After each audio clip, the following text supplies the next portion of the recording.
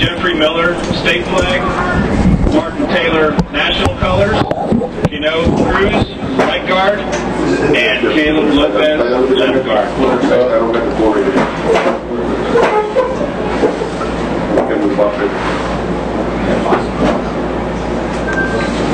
You plug in on tennis?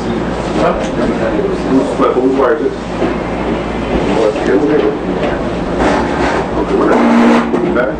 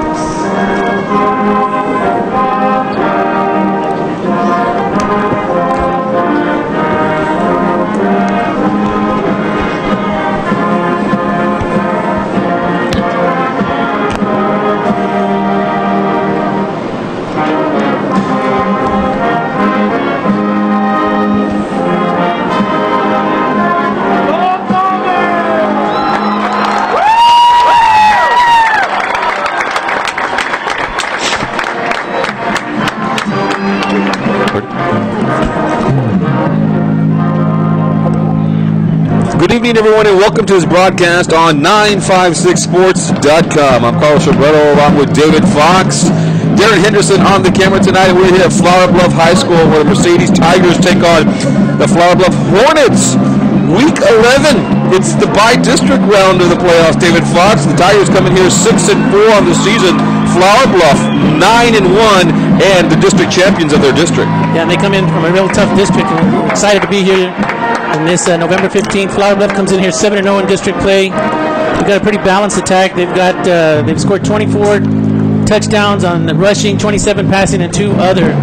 So you're going to see the ball thrown a lot. You're going to see the ball run a lot. It's one of those combination of running and passing games. Mercedes obviously is going to be challenged vertically in their secondary, and their interior defensive line is going to have to do a good job of stop that running play.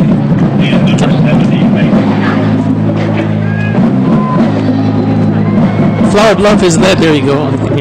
Flower Bluff is led by their sophomore quarterback, Cody Brewer. Cody Brewer has thrown a lot to Clayton, the receiver, who's got 1,210 yards receiving on the year. So, look for the secondary to be tested here today.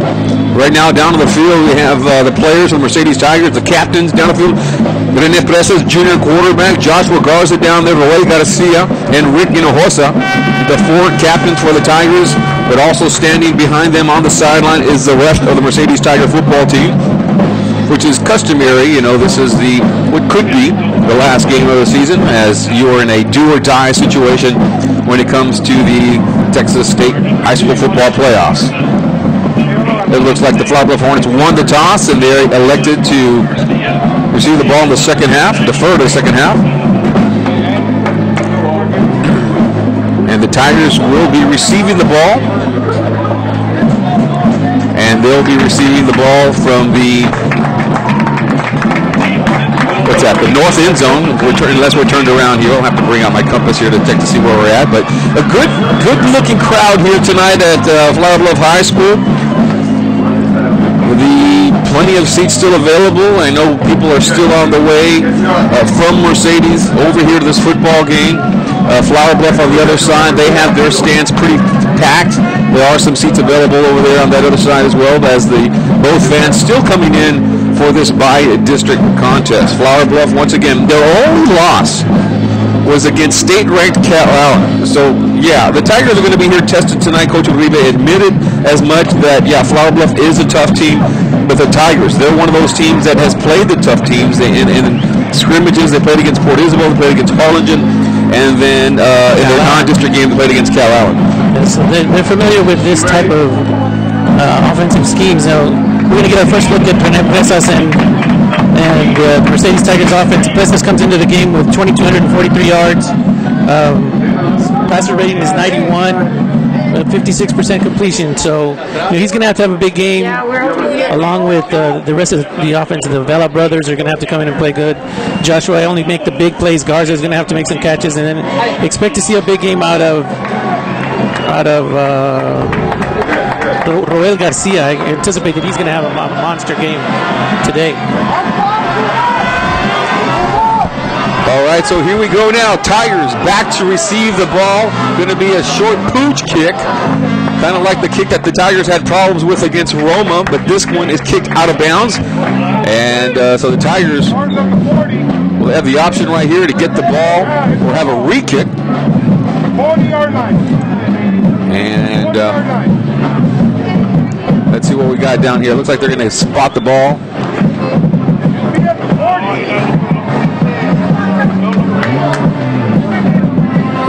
First down, Mercedes Tigers. So the Tigers will get the ball in good field position right here, right at the 30-yard line, and we'll get started. How's the audio sound there, Derek? Test 1, 2. Check one. Mic check one.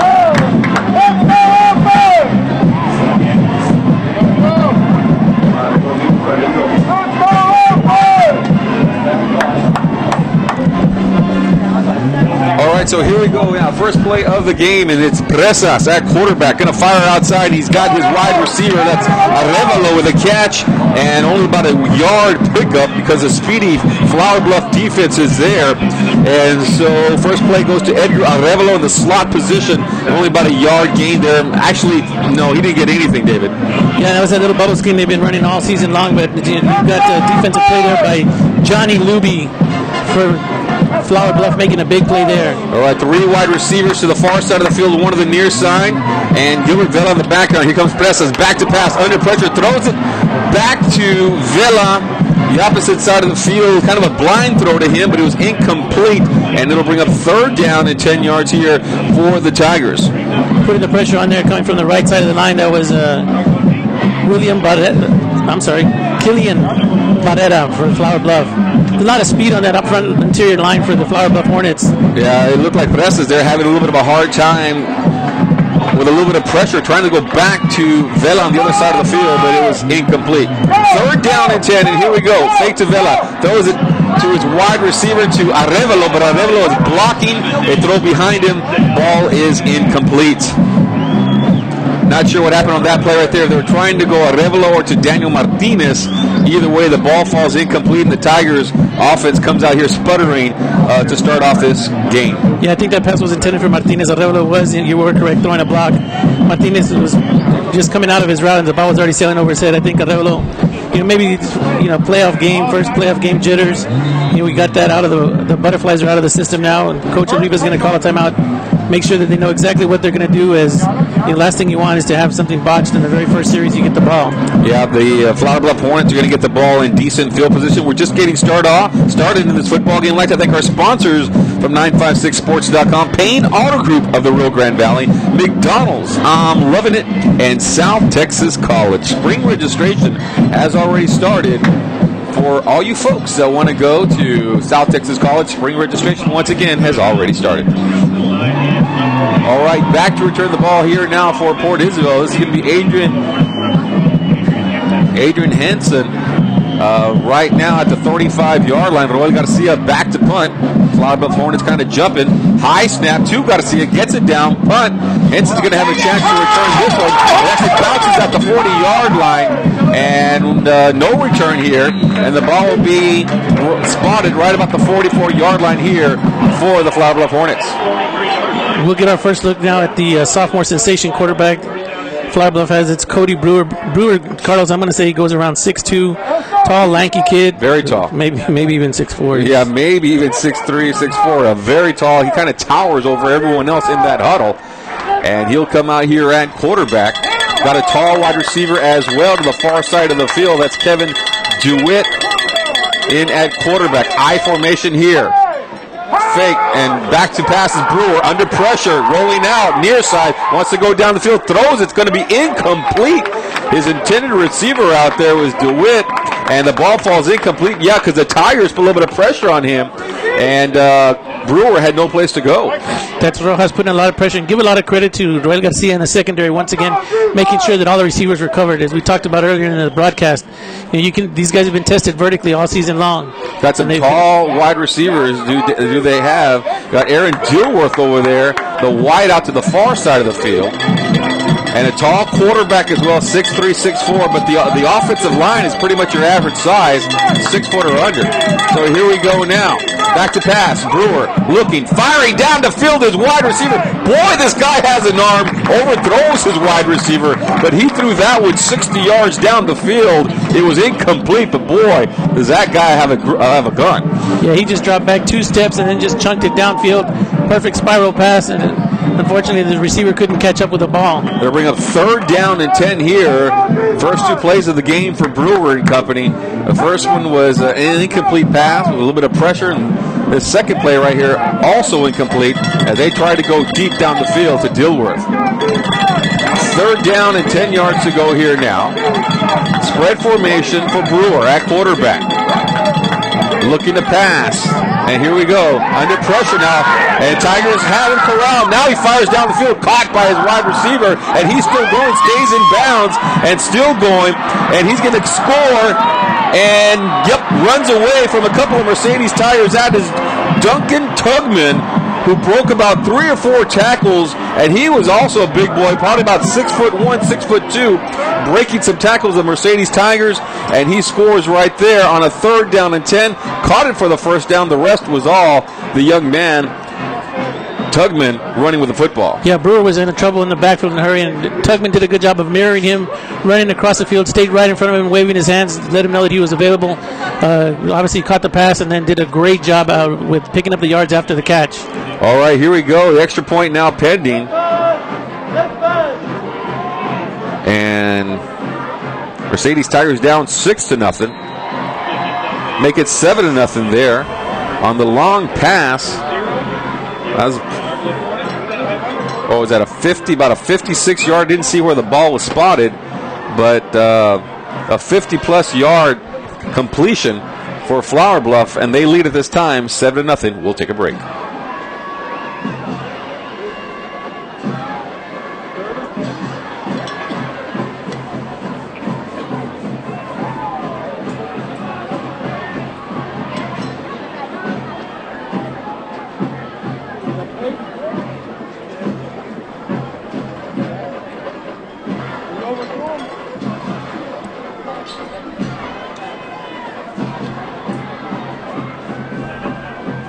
You notice they're not kicking off to 21? A lot of speed by that young man Tugman, and a big bulky guy who went in there and stiff-armed a couple of the members of the Tigers on his way to the end zone. A lot of power there too, and if you're Mercedes, you want to take pride in the fact that their interior defensive line for the Tigers was putting pressure on Brewer every single play. Had him in the backfield a couple of times for a loss. Just need to make sure they wrap him up and get him down to the ground because he is a big kid. All right, so here we go. Just getting started. Just second possession here for the Tigers. Got about 10 minutes and 8 seconds on the clock here as the Tigers will get the ball for their second possession of the game. They were 3 and punt on their first possession. Let's see what they can do here. Another high pooch kick. And this one's going to be fielded, dropped by one of the Tigers, and then picked up right at the 34-yard line, and that's where the Tigers will get the ball. Yeah, that's that same play you talked about that they struggled with against Roma. Probably the smart thing to do is what we saw is just a fair catch that.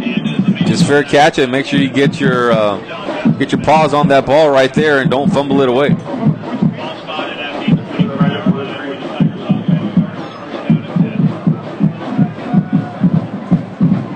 All right, so here we go. And the Mercedes Tigers have the ball. It's actually going to be at the, looks like the 27-yard line. And they'll give to the running back up the middle for a short gain, about a 2-yard gain. And we'll check that once again. It's at the 24-yard line. They move it to the 25-yard line. And will the Tigers now with the ball, a little forward progress, got about 3 yards there. Yeah, in on the tackle there, Mason Carell for the Flower Bluff. So they'll come out of the spread formation now here, will the Tigers. 3 wide receivers on the near side, 1 on the far side. Presas gives to Vela, Vela running. And going to be hit and turned around and maybe lost about a yard on that play right there. Making the play for, it's going to be Johnny Luby for Flower Bluff. And a little bit of quickness there that time on the line of scrimmage for Flower Bluff. Yeah, that interior defensive line for Flower Bluff is not much bigger than the offensive line for Mercedes. Just, they've got a tremendous amount of speed. Luby's obviously shown his ability to work the sidelines really well and use that as an extra defender. All right, spread formation once again, 3rd down, about 9 yards to go here. Presas rolling left side, looking to pass, caught by the wide receiver Garza, and then hit and thrown out of bounds. Picked up about 7 yards, but needed about 9 for the first down. So it's going to be 4th down and 3. And you can see already the speed by Flower Bluff. Even though Garza made that play, the defender was right there to hit him and knock him out of bounds. So the closing speed by Flower Bluff Hornets was evident on that play right there. Absolutely. He gave him about a 7-yard cushion, took off backwards, and as soon as he saw the ball in the air, broke forward, and as soon as the receiver caught the ball, as soon as Garza had it in his hand, he was there right on impact. All right, so Henson back to return the ball once again, standing at his own 40-yard line. Roel Garcia, high snap once again, gets the ball down, punts it. It's going to hit at about the 45-yard line and roll past the 40, past the 35, and it's going to be spotted right around the 30-yard line, so not a bad punt there for Roel Garcia. But the Flower Bluff Hornets, after scoring on the 3rd down and long on their last position, will come out here with 8 minutes and 9 seconds in the first quarter, already leading 7-0, trying to increase their lead. 43-yard there, punt by Garcia. Good job there. First of all, getting the snap. The ball was snapped a little bit high for the second time. Was able to get it down calm, poised, and was able to get the kickoff and did a good job of low trajectory. I can't see if there's any wind blowing. Not sure where the flag's at, but he did a good job of getting it down there. All right, here we go now. Brewer at quarterback. Cody Brewer, sophomore quarterback. Here for the Flower Bluff Hornets. Going to pitch. There's going to be a flag down. Going to be illegal procedure against the Hornets. And they move the ball over to the 50-yard line for a 15-yard gain. But, you have 2 men in motion at the same time. You got to get reset. So it's going to be illegal shift, illegal procedure against Flower Bluff. You watch that play. As soon as he pitched the ball, Brewer was out in front, lead blocking for his back. Something to keep an eye on as the game goes on. He's out there trying to take people out. So it'll be 1st down and 15 yards now after the 5-yard walk-off, I should say. And we'll try it once again here with Brewer at quarterback. Yeah, really poised. You saw him walk into the huddle right now, and he started counting heads, make sure he had enough men on the field.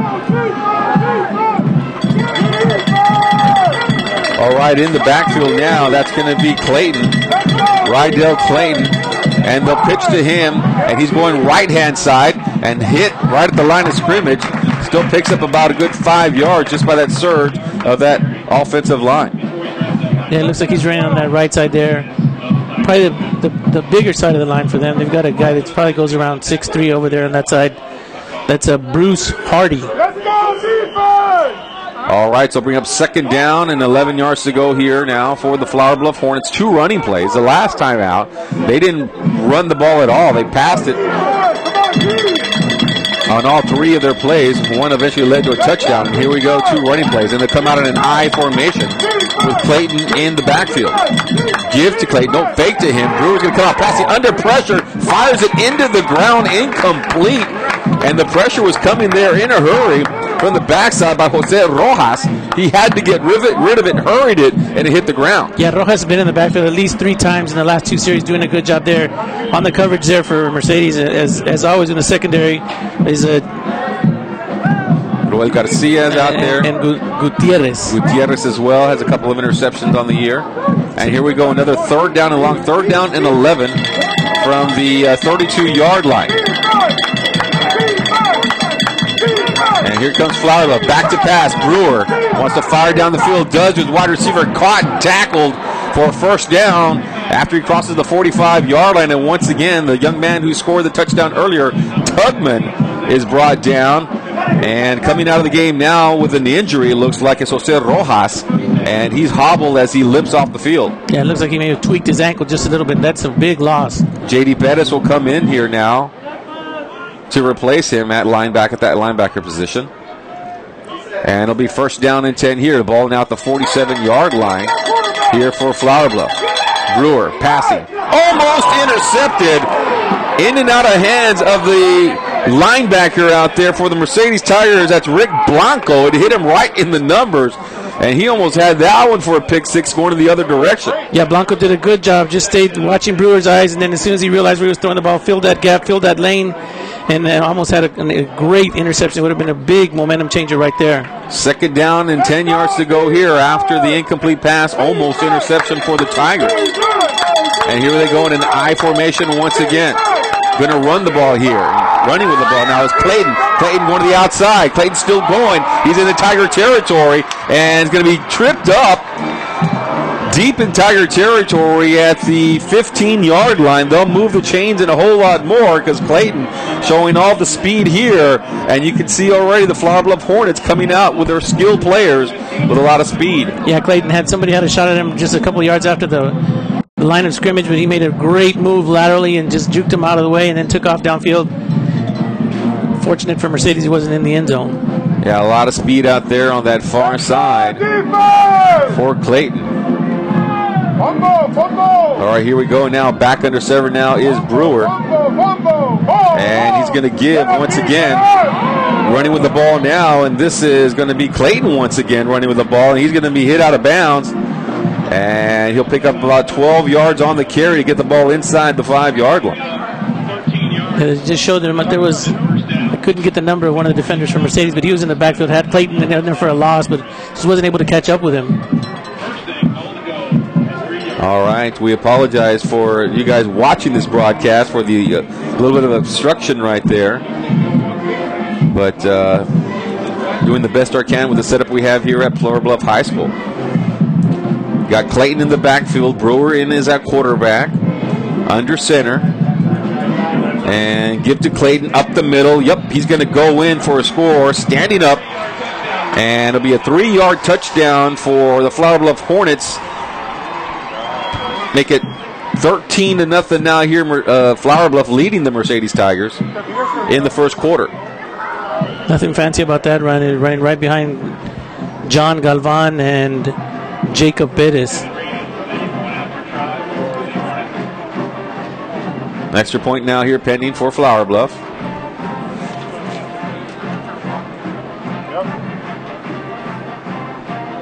A little bit of movement there.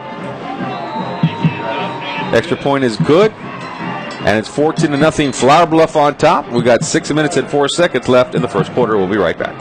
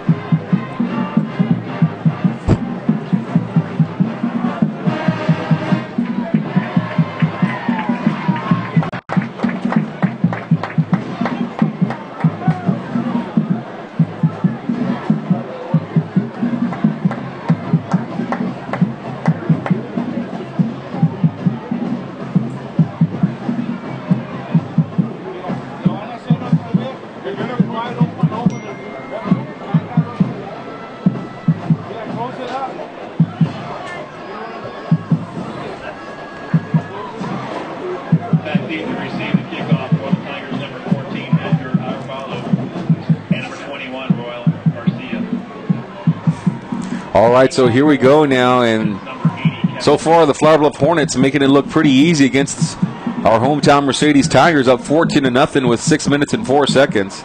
And they'll line up once again for that same pooch kick, it looks like.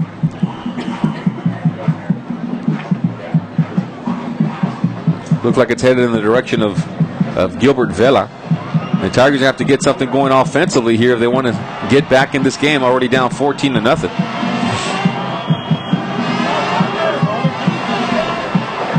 And high kick caught. And the ball will be fielded in good field position now. Jordan Aguilar with a fair catch right there, and the ball's going to be spotted at the 29-yard line. And the Tigers will come out here once again, trying to get their first down of the game. You know, one of the things that you need to keep in mind is I was going through the stats here real quick, and this Flower Bluff team has 24 seniors on the defense alone. So it's a very, very well-experienced team. But you can only play 11 at a time. We learned that this season, didn't we? We learned that today. So here we go. 3 wide receivers once again. The customary setup for the Tigers to the near side, one on the far side. And Presas rolling. Right-hand side wants to pass down the field. Fires incomplete, high and over the head of the intended receiver. Who is that? Is that Jeffrey Rodriguez? It sure is, a senior wide receiver. And that was well over his head. Tyler Snell and Kyle Silver on the coverage there for Flower Bluff. So Mercedes now, and 2nd down and 10 yards to go. We're at 6 minutes and 1 second left in the first quarter. Tigers down 14-0. And here we go, back to pass. Presas wants to go down the field looking for Garza. Now he's under pressure, rolls away from down, finds Arevalo, and almost intercepted as a little impromptu play right there for Presas. Almost able to find Arevalo, and it goes off his hands and almost intercepted by the defender. Johnny Luby putting a lot of pressure on Presas, but he learned real quick that Presas is not going to go down easily. He shrugged him off, fought another defender off, and was able to get that pass going. Yeah, you got to remember, Presas is not easy to tackle. He is a big boy out there, and he can make some guys miss. And hard to bring down. 3rd down and 10 here now. And Presas rolling, right-hand side, wants to throw, under pressure, fires down the field, and the receiver was knocked down, and there's not going to be a flag thrown? I'll let you analyze that one, but the wide receiver was out there to make the catch, and he was practically tackled by Adrian Henson right at the 50-yard line. And no hesitation at all by the official. Didn't even reach for the flag. It was incomplete. I don't know what the thinking was on that call. He's probably, at least he didn't go and say it was an uncatchable, because you're never going to be able to tell when the receiver's knocked down 5 yards before the ball even hits the air. It looked like an easy call right there, but of course the officials have the final say, and they use neutral officials from outside of South Texas. But anyway, punting with the ball now and hit. And he didn't hit his knee. He made the catch, and his knee did touch the ground. That was pretty obvious as well. That was Henson, and he gets the ball. He tried to field that one at the 46-yard line, and that's where Flower Bluff will come out here once again. Great punt by Roel Garcia. He had a lot of hang time on that ball. Was able to get it up there high enough to allow the defense to get down there and get some good coverage. Yeah, right. Go ahead. Get on back there where you belong. All right, so Flower Bluff now come out here, their 3rd possession. They scored on their first 2, making it 14-0, and they'll come out here once again, I formation, with 2 wide receivers and 2 running backs. And they're going to come out passing. Brewer looking to pass under a little bit of pressure. Fires. Intercepted by the Tigers. Coming up and making the play there for Mercedes, Tristan Gutierrez. They were trying to fire down the field, but the Tigers come up with the first turnover of the game at the 42-yard line. Yeah, Brewer stepped back and drilled an absolute rocket downfield. Did not realize it. Gutierrez was going to just lay his body out, sacrifice himself, fully extended and picks that pass right out of the air right before he got to the receiver. Just a tremendous display of athleticism there. All right, so now the band starts to play a little bit of music, the fan getting into this game, and the Tigers get on the field now with a little pep in their step here with new life as they get the ball back right here. Let's see what type of adjustments the Tigers were able to make here. And here we go, 2 wide receivers to either side now for Presas. And there's going to be a timeout on the field. The Tigers will call their 2nd timeout. Here in the first quarter, it's their 2nd timeout. And the offensive coordinator, Coach Smith, is talking to the officials out there saying they didn't rewind the play clock. That's what it looks like anyway. Yeah, definitely. And, you know, if they didn't do it, they were not going to admit that they didn't, and we would have had to delay a game call. It wouldn't be the first error on the officials. Not knocking the officials, but that interference call was, totally blatant. pretty blatant, pretty obvious, but the Tigers get new life. And, you know, like sometimes we say, what comes around goes around, karma, whatever you want to call it, but the Tigers did get the ball back after that first play of the Flower Bluff Hornets on the interception. Come on, go! Let's turn it up! We'll try this once again now. Still two wide receivers to either side. That's going to be Vela in the backfield. And Presas looking to pass. Wants to go down the field. Has the time. Fires deep down the field. And that's going to be intercepted by the Flower Bluff Hornets. Trying to go to Josh Garza. But, you know, making the interception, trying to get the binoculars down on the young man for the Flower Bluff Hornets who made the interception. It's Aaron Dilworth on the interception there. Just playing a little bit of center field, just going to drop back into the coverage area and read Presas' eyes and was able to just jump up, catch the ball at its highest point. If he doesn't catch the ball at its highest point, it's going to go right past him, and you know, Garza's going to make the reception, but did a good job. Yeah, Presas had to take a shot down the field here. All right, here, first down and 10 for Flower Bluff, the ball at the 27-yard line.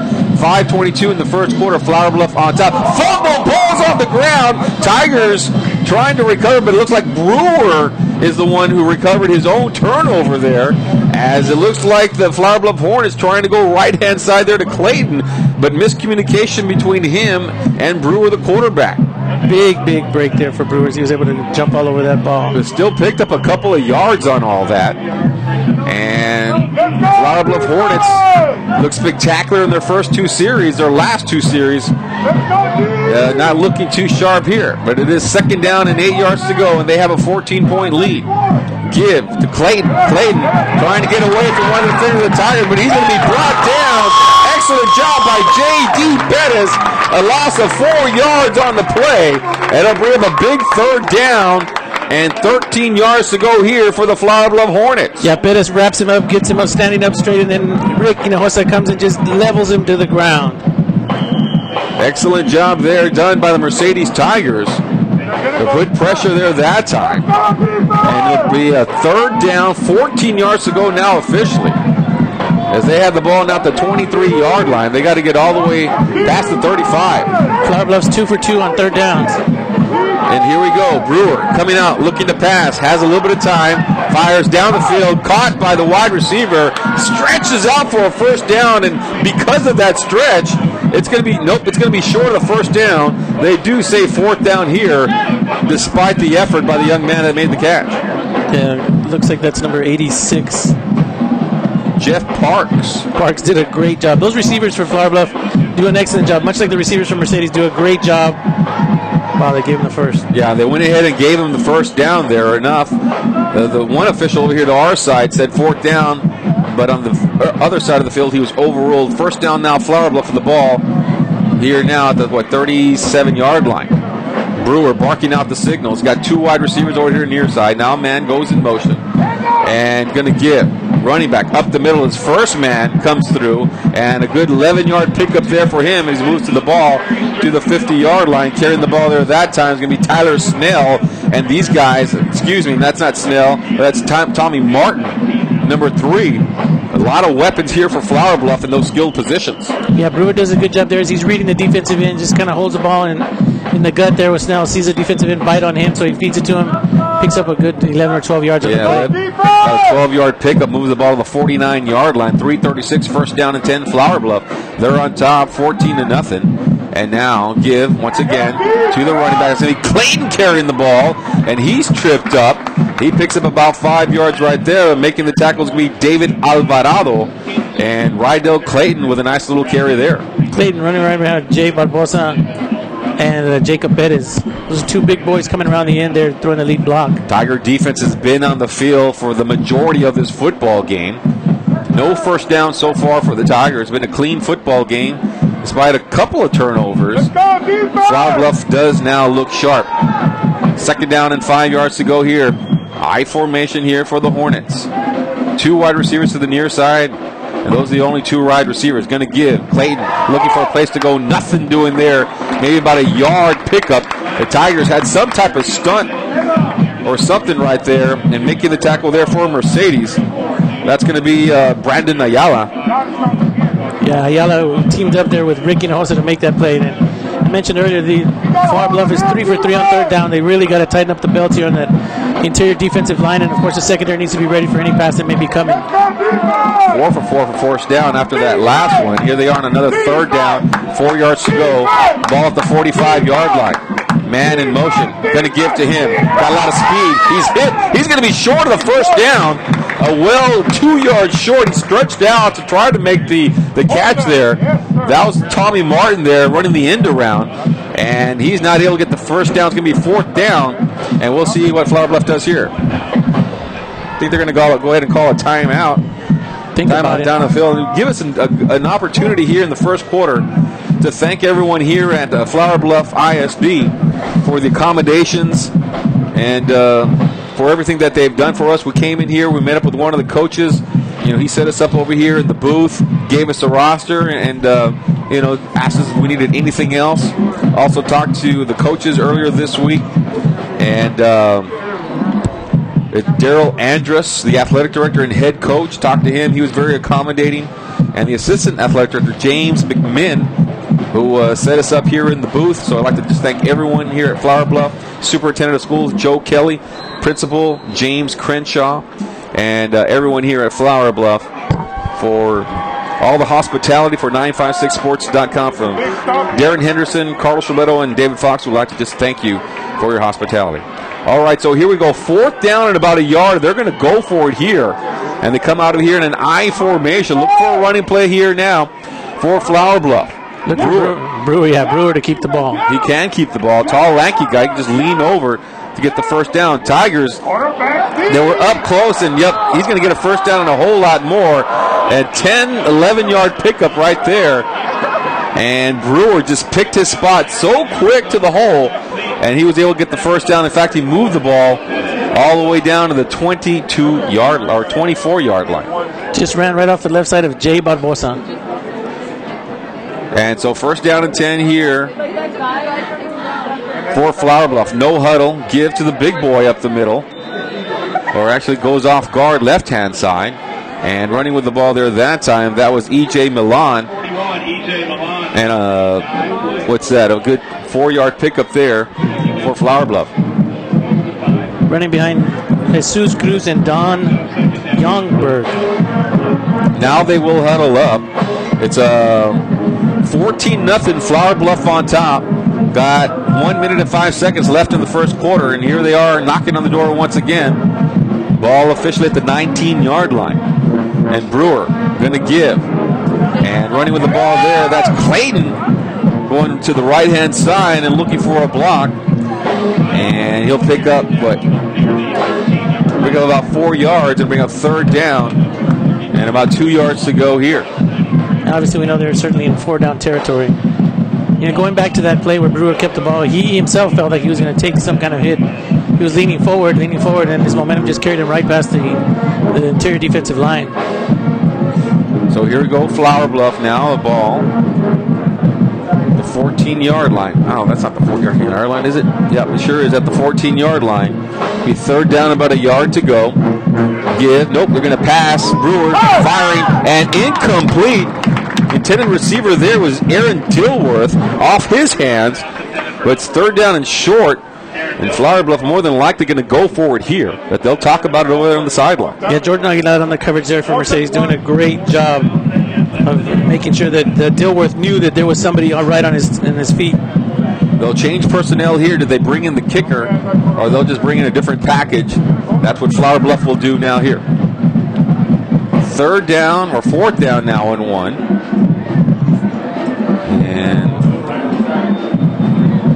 And let's see what the Tigers do here to stop Brewer at quarterback. Brewer will look over the defense. Yep, it's going to take off running behind his center. He'll get the first down and a little bit more as he moves the ball now to about the 7-yard line. First down, Flower Bluff, and just went behind his big center for the first down. Yeah, again, Brewer goes 6. He took some punishment because he's coming out of that pile pretty sluggish as the quarter is about to end. Oh, they picked up the first down, so the clock will stop with 4 seconds. But Flower Bluff is already moving to the other side. And now they'll wind the clock and that'll do it. That'll be the end of the first quarter. It is Flower Bluff on top, and they're knocking on the door. They want more. They're up 14-0. We'll be right back.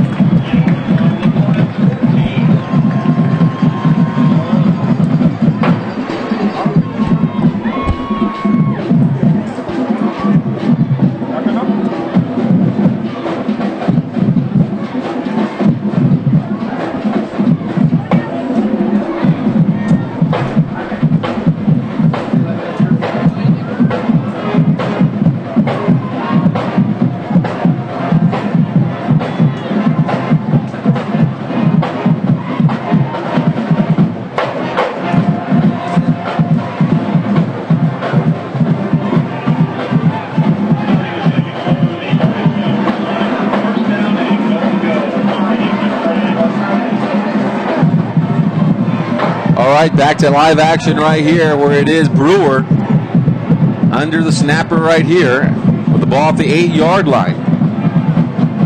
Got a couple of running backs in the backfield. Wants to fire down the field, and it's caught. Coming out of the backfield was his fullback for his second touchdown of the game. That is Duncan Tugman, and touchdown Flower Bluff Hornets. Yeah, on the coverage there, and almost getting the pick there. Looked like that was 33. Gutierrez just a split second too late getting to that ball.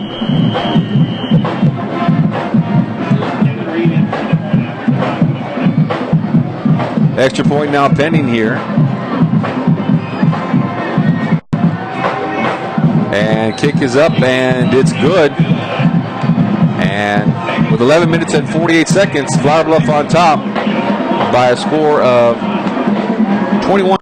Nobody captures the drama of competition like 956sports.com. But the Bobcats are gonna go! Our stories are not just about athletics. Guys, this is about life. This is not always about football. But about the human spirit you find in sports. You accelerate to the point of attack! I know it's going to be hard the next 2 months. What was I going to do for my family, for my brothers, for my sister, for my mother? 956sports.com. The Tigers win it! The Tigers win it! Be part of the experience. And then Calchelsa pours it on here in the third quarter. All right, back to our game here now. Tigers down 21-0. Just starting the second quarter here, 11:48 in the contest. And David, you got to be impressed with Flower Bluff with the talent that they have on that other side. Yeah, a lot of speed, and again, that the defense that they have with those seniors on there.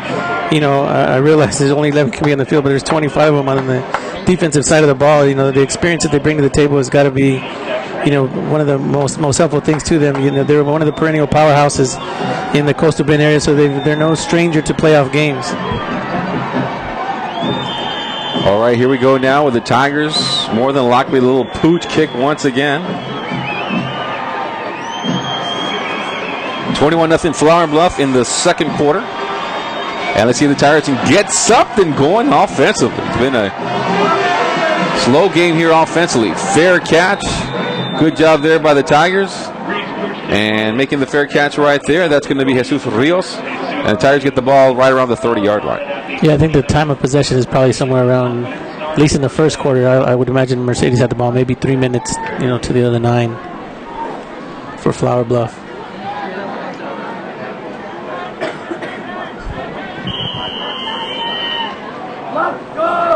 All right, here we go. Here we go, Tigers. Spread formation. Got 2 receivers to either side. Vela in the backfield with Presas. Presas is going to come out firing, looking to go. Has Garza on the post, and Garza catches the ball. And there's a first down. First down here for the Tigers as they move the ball to the 40-yard line, and Garza right there was wide open. Yeah, Presas looked for Martinez, didn't see him open, and then just drilled an absolute rocket, and Garza, as he's done all season long, made the big catch. First down and 10 here. Tigers, their first down of the football game as they try to get things going here now.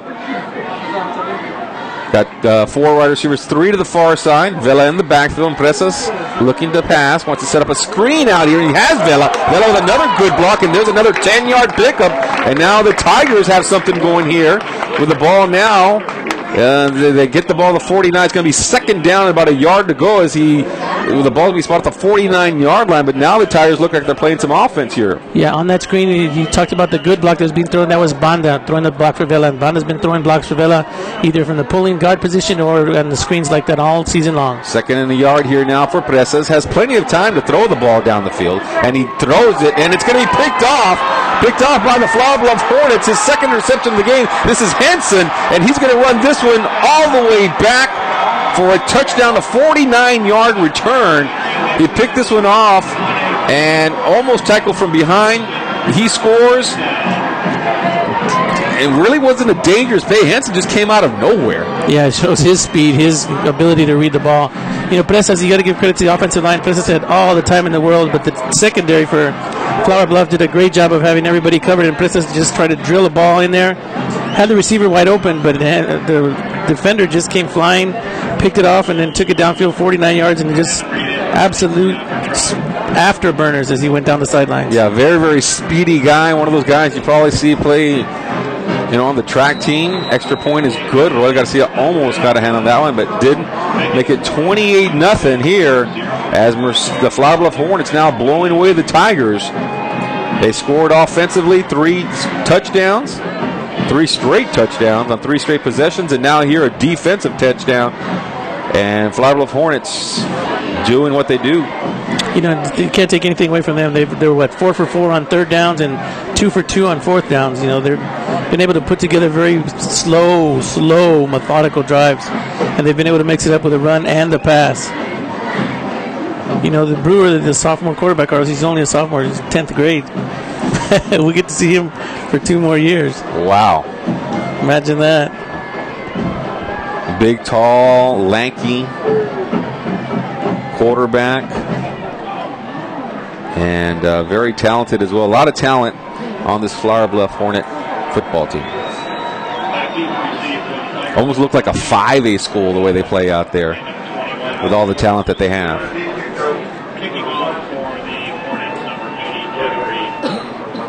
So 10 minutes and 44 seconds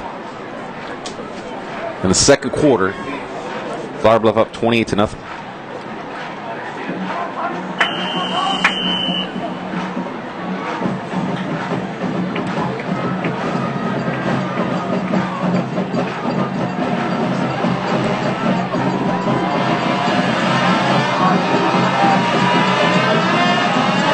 All right, so here we go. We're going to actually kick this one off. Conventional style of kicking, and it'll go through the end zone for a touchback.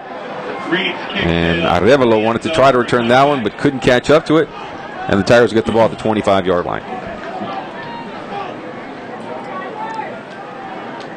The Tigers will start this drive, first down and 10 at their own 25-yard line.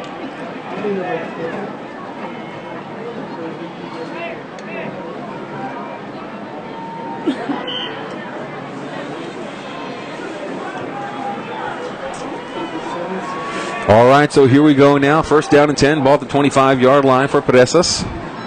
And give Vela running up the middle, and about a 4 or 5 yard pickup there for Gilbert Vela. Number 25, Gilbert Vela. Yeah, Vela running right behind Banda as he has all season long. And they've been kind of successful on that running play. They picked up 3 or 4 every single time they run that. Second down and 7 now for 4 touchdowns for the Flower Bluff Hornets here with 10:44 in the second quarter, first half. Vela trying to go up the middle again, and he'll pick up a couple of yards there just with the surge from that O-line. Vela again on the carry for the Tigers. Westlaco and Los Fresnos playing, and getting an update right now. It is 14-7 Westlaco on top in the second quarter. Third down and 5 yards to go here now for the Tigers. And Presas firing and trying to go to Daniel Martinez, and that one also nearly picked off again by Henson. He already has 2 interceptions, 1 back for a touchdown. Yeah, Henson, just that's an amazing closing speed that he has once the ball's in the air. Provided by the Hornets number 12, Adrian Henson. Fourth down and 5 now for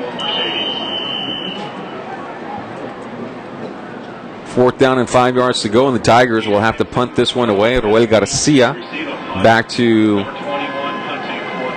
it's going to be Henson back to return. Got to see it back to punt. Let's see if Henson tries to return this one. High snap. Garcia gets it down. Line drive. Henson's going to get this one, but his knee will go down at the 38-yard line. And he wants to return one. He's kind of itching to break one here against Mercedes.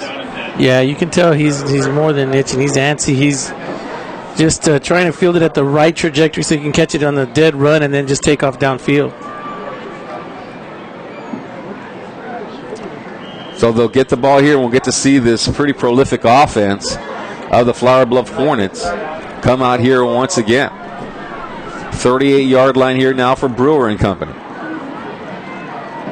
And Brewer going to run the football here this time, and going to be hit at the 40-yard line. Number 3, Tommy Martin. And Tommy Martin on the carry there for Flower Bluff. 40-yard line. Yeah, Martin, when we had the pulling guard there, that's Barbosa, who's been doing a great job all the entire first half of this game, just taking out the defenders and opening up those big holes. You know, and just kind of painting a picture for everyone at home. The Flower Bluff Hornets offensive line, not exactly the biggest offensive line that we've seen. We definitely have seen bigger, but those skilled players certainly are very, very fast and quick to the ball.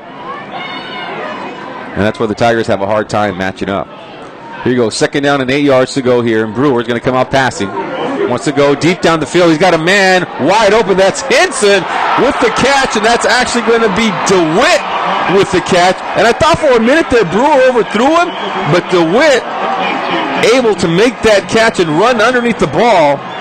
For what is that, a 60-yard strike for a touchdown? Yeah, Brewer chunked that ball down there with the absolute perfect hang time.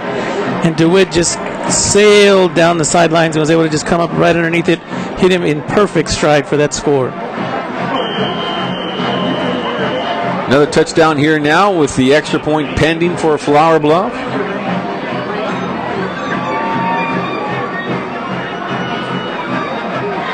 Extra point is good. 35-0. Flower Bluff on top. We will take a break after this. Nobody captures the drama of competition like 956sports.com. But the Bobcats are gonna go! Our stories are not just about athletics, Guys, this is about life. This is not always about football. but about the human spirit you find in sports. You accelerate to the point of attack! I know it's going to be hard the next 2 months. What was I going to do for my family, for my brothers, for my sister, for my mother? 956sports.com. The Tigers win it! The Tigers win it! Be part of the experience. And then Calchelsa pours it on here in the 3rd quarter.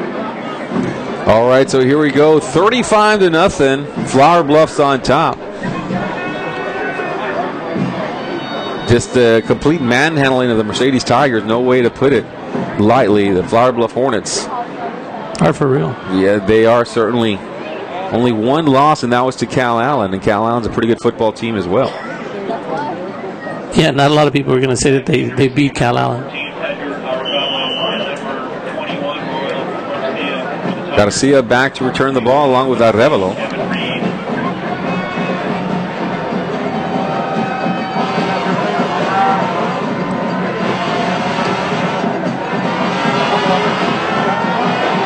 And here we go. High kick. And Arevalo wants to return this one. Loses the ball at the 1 yard line. Then he picks it up. Now he's out there running, looking for a little bit of room. And dragged down from behind to the 27 yard line, looks like. And that's where the Tigers will set up shop. Yeah, Arevalo did a good job there. Actually, the fortuitous bounce after he muffed that was probably created a little problem for the timing as the people came down filling their lanes and allowed him to get to the outside and pick up those extra 26 yards to where he may have lost the ball at the 2. So you got to give Arevalo a lot of credit for staying poised, staying calm, and bringing that ball out there. Officially the ball at the 23 yard line here now for Mercedes. And it's going to be 1st down and 10 for them. 9:03 in the 2nd quarter, 35-0. Flower Bluff on top. Podesta's out, looking to pass, plenty of time. Fires, caught by Joshua Garza. Then he caught it inbounds and then dragged out of bounds for a good 8 yard pickup there. Yeah, Garza just a little out pattern, and one of Podesta's favorite targets. Gain of 7 on the play brings up 2nd and 3. 7-yard pickup here officially now for Mercedes. Gilbert Vela still in the game there at running back, and he'll be there in the backfield along with Presas. And here we go. Give to Vela. Vela looking for a little bit of room. Goes over right guard and trying just to get the first down. It's going to be close. And they're going to say it's going to be third down, only a 2-yard pickup. He's running over there behind De La Cerda. 2 yards before he is tackled by a swarm of number 45, Jacob Scott. Third down and 1 now. So here we go, third down in the yard here for Presas and the Mercedes Tigers. They'll come out of the spread formation. Give to Isaac Vela, and Vela looking to pick up that first down. Looks like he just got it. And the Tigers get another first down here to keep the chains moving. Yep, they're moving. And that's what you want. You want positive momentum and positive synergy. Get things going in your direction. Yeah, get something going here. And you're down 35-0, but you'd like to get this to at least respectable and get a couple of scores here. First down and 10. Presas from ball from the 30-yard line. Wants to throw down the field, and he's going to throw to Arevalo. Arevalo is hit right at the line of scrimmage, and he might maybe give him a yard with a forward momentum, and that's it. Yeah, Presas looked at Arevalo, then looked downfield, went through his progression, and then saw Martinez was covered, and went back to Arevalo for that completion. Second down and 10 now here for Mercedes, and tell you what, when Presas wants to load up that gun that he's got back there, he can just throw an absolute dart. Yeah, it's been a little gun shy about going downfield, especially with Henson back there, playing in that safety position. But he'll throw here, just going to throw this one out of bounds. And Henson, you see him over there in that safety position. He's got that sideline to sideline covered very, very nicely. Right now standing at the 45-yard line. He's a ball hawk, most definitely. Yep, that closing speed, Carlos, that he had is just absolutely phenomenal. So it'll be third down and 10 here for Mercedes. The 33-yard line is the ball now. And here we go, looking to pass. Plenty of time. Fires, trying to go to Garza. And Garza makes the catch on the 30-yard line. Then he makes a little move and then pushed out of bounds. And he was going one-on-one against Aaron Dilworth there, and he was able to get behind him and make the catch. And now the Tigers, for the first time in the game, with the ball in Flower Bluff Hornet territory. I only make the big plays. Josh Garza. Presas does an absolute perfect pass right on the money, just beyond the outstretched arms of Dilworth into Garza's hands. You got to give Garza a lot of credit for running a beautiful route as he took it off down the sidelines. And Presas with a nice pass to the ball at the 27-yard line now here for Mercedes. Give to Vela. Vela looking for a little room, and he's going to get maybe 2 yards there as he runs behind the right tackle, Eric De La Cerda. Yeah, De La Cerda's out there, and Martinez out there also from his receiver position, throwing a big block, allowing him to pick up those extra yards. All right, so they give him a 3-yard gain there, and Mercedes now in business, trying to get their first score of the game, down 35-0, 6:07 left in the first quarter. And here we go now. Got Gilbert Vela in the backfield. Go, go, go, go, go, go, go. And here we go. Presas going to throw to Garcia, and Garcia got a little mixed up over there with the defender, and the ball falls incomplete. Yeah, it looks like he wanted him to run up straight up the sidelines, and Garcia was running more of a post pattern. Just a little confusion on there. Certainly 4-down territory here, Carlos. Bring up third down here, and it says third down and 10 on the scoreboard. It's more like third down and 7 to go. Hey, here we go. Presas wants to fire. Throws it to his wide receiver, and he catches it. Stays in bounds. That's Daniel Martinez running down this. Oh, and he just stretches out for that touchdown. Do they give it to him? Yep, they sure do. As he made the catch, able to stay in bounds with his speed. The 24-yard touchdown. He stretched down, just able to get the pylon for the score. Touchdown, Tigers. Dante Clayton goes for the pick to try and get a pick six, misses it. Martinez takes it all the way downfield and then just goes airborne, I'm going to say, from about the 3-yard line, and just extends his body and hits the pylon for the quick 6 points. All right, so Tigers get on the board here now in the second quarter. That ball was actually tipped at the line and still made it through the goalpost. Extra point is good. Make it 35-7. Tigers with a scoring drive there. It's one that started at what, about the 20-yard line, 25-yard line. So good job there, Mercedes Tigers. 35-7 one of their patented drives, Carlos. They had a little bit of run, a little bit of pass, and they mixed it up nicely. And then 2 big plays. I only make the big plays. Garza, and of course Martinez with just a tremendous run downfield, and then to sacrifice his body at the very end to get the ball into the end zone, just breaking the plane as he laid his body out.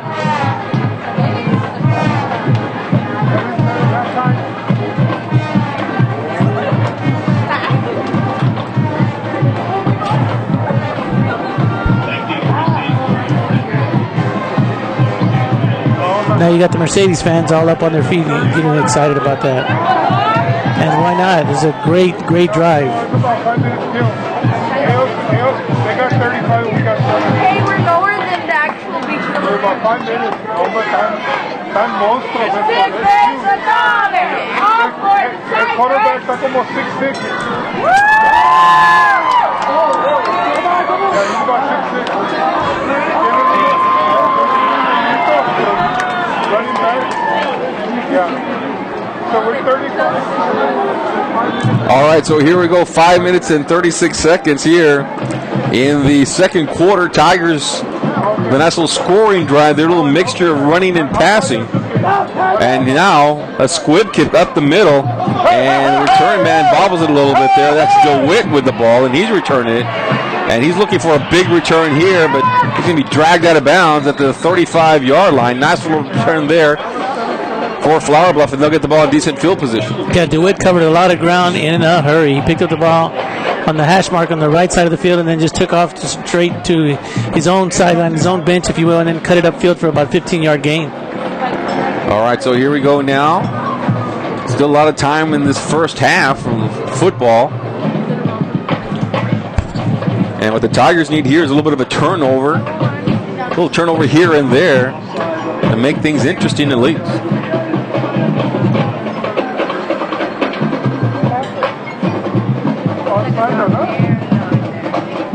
The Tigers are the second seed. They are the district runners-up in 32-4A. They were district champs last year, tri-champs, along with Ed Cal-Chelsea and Mission. Ed Cal-Chelsea playing tonight at Alice. We'll try to get you an update during the half and get you some other scores as well. Right now on this one, it's 35-7. Flower Bluff on top. They have the ball at the 41-yard line. Brewer still in at quarterback and going to run the ball here. Give to Clayton. Clayton looking for a block as he goes to the right, and he'll be stopped at the 49-yard line. Good little 8-yard pickup. Yeah, Clayton picks up speed in a hurry as he comes out of that backfield. He's about 7 or 8 yards off the line of scrimmage and then just takes off downfield and does a great job of looking for the blocks that are being thrown out there by Jay Barbosa. Yeah, we talked a little bit about that offensive line not being too big. They do have a pretty big boy in Jacob Bettis, big old number 76, playing right tackle. And he's a pretty decent size individual there for Flower Bluff, probably the anchor of that line. Flower Bluff give to Clayton once again. Clayton goes to the left now here, looking for a block, and he'll pick up the first down and more. Good 12-yard pickup there for the young man. That Clayton once again running the ball, Riddell Clayton. Yeah, Clayton does a good job of making somebody miss again with those infamous lateral moves. You know, you can go straight up vertically downfield, but when you start moving from side to side, it makes it a lot more difficult for the defenders to keep track of you. And you know he's going to get the ball. He's got so much speed and quickness. You know, you got a gang tackle to bring him down. First down and 10 here, Flower Bluff. Ball at the 41-yard line, 4:40. They're on top, 35-7. Give Clayton once again over the guard this time of the left-hand side, and a 9-yard pickup, almost the first, not for a first down. He's running right behind Pettis, the gentleman you just talked about, the big guy on the field. Flag on the play. We'll see what the call is now here by the officials, as they'll talk this one over a little bit. Flag is down on the play. You didn't like the way he got hit, unsportsmanlike, or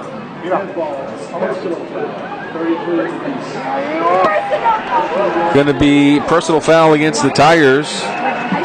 Not sure if it was a late hit. It's going against Mercedes.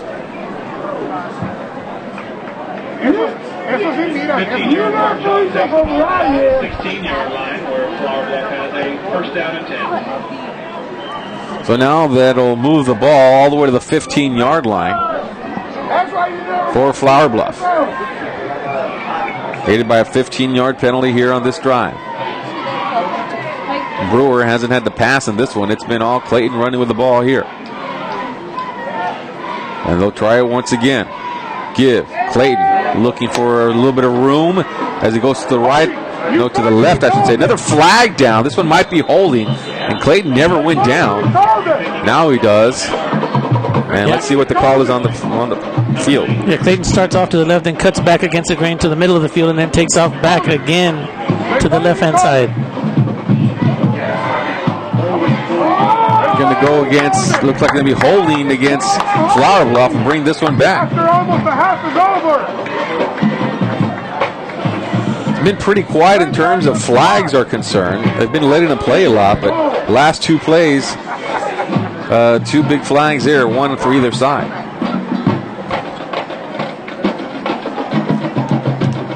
At least you know the flags are in their pockets. They do have them. They do know how to use them, absolutely. All right, here we go. First down and 15 yards to go here. Let's go, defense! And the ball is at the, kind of hard to tell, the 20-yard line. 19-20-yard line here. Brewer wants to pass, under pressure, throws it away with someone hanging on his body, and it's caught at the 5-yard line, and then to get in for the score. They're talking it over to see. Nope, they're going to say it's going to be first down at the 1-yard line. That catch was made by Garrett Patterson. And one of the members of the Tigers was hanging over Brewer, trying to bring him down. But because he's so tall, 6'4", 6'5", maybe even 6'6", he was able to get rid of it. That was either Jorge Solis or Rick Blanco. They were trying to get Brewer down. Don't be surprised to see him with a quarterback sneak here. Quarterback sneak!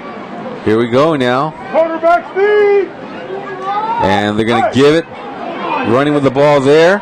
Did he get in for the score? That is Martin. 1-yard touchdown. Tommy Martin with the 1-yard touchdown. And scored again here for the Flower Bluff Hornets.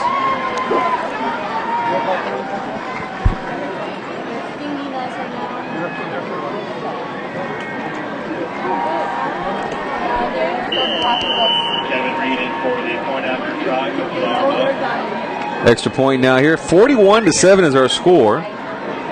Extra points still to come. That kid has his leg, doesn't he?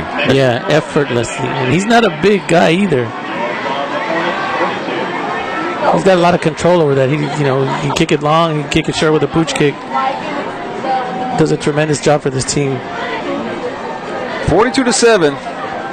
It's been all Flower Bluff. We'll take a break. Recognize the Flower Bluff Sports Program team sponsors: Azali Home, Directional Drilling, AutoNation Chevrolet, Crossbank, GF Valdez PC, Laguna Reef Restaurant, Mr. Competition Graphics, Ryan Drilling, Riviera Exploration, Snoopy's Pier Restaurant, SB Energy Company, Tassador Inc., Volkswagen Fiat of Corpus Christi. Thank you very much for your support.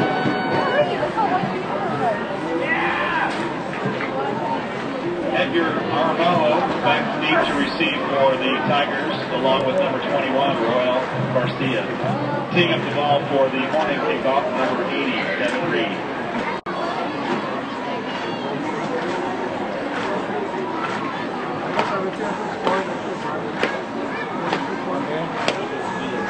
Every time they get the ball, they drive and score.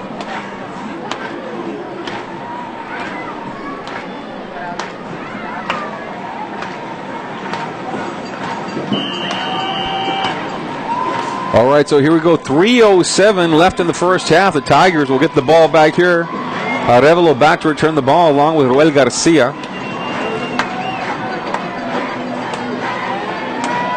I'd like to see Roel Garcia get a hold of the ball.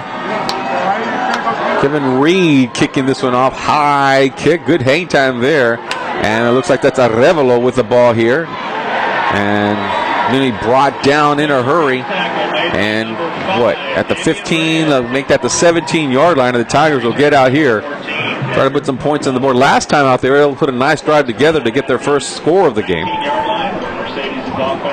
Trying to put that again together here. Damian Reyes in on the tackle there for Flower Bluff. Did a great job of getting downfield.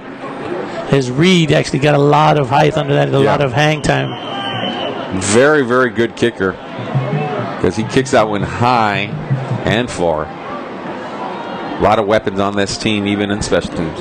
So here we go, Presas rolling to his left, throws it out here through Arevalo, but over his head, incomplete. It really probably wouldn't matter because Flower Bluff was right there to make the tackle. Yeah, he was looking for Martinez downfield, and you know who was covering him? Henson had him completely covered. Yeah. And not only Henson, they also have Aaron Dilworth out here going one-on-one against Garza. And he's a big, tall cornerback as well. And now Henson will move over to the other side. And they'll throw it out here in the flat to Daniel Martinez, trying to break a tackle. Face mask. And seriously, the guy's right there. You couldn't see that. No face mask called there, and no gain as well. Be 3rd down and 10 yards to go here for Mercedes. Good open field tackle there. Clock is rolling at 2:35. Here we go now. Back to pass. Presas, plenty of time. Now he's got pressure. Throwing out here to...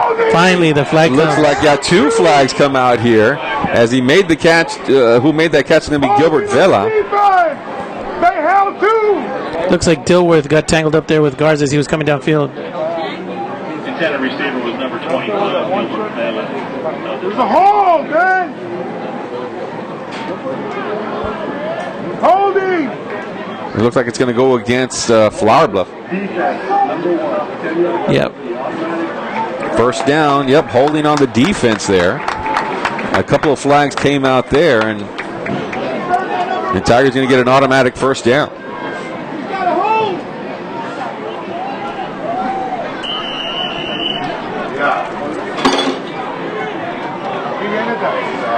So 1st down and 10 here. Ball at the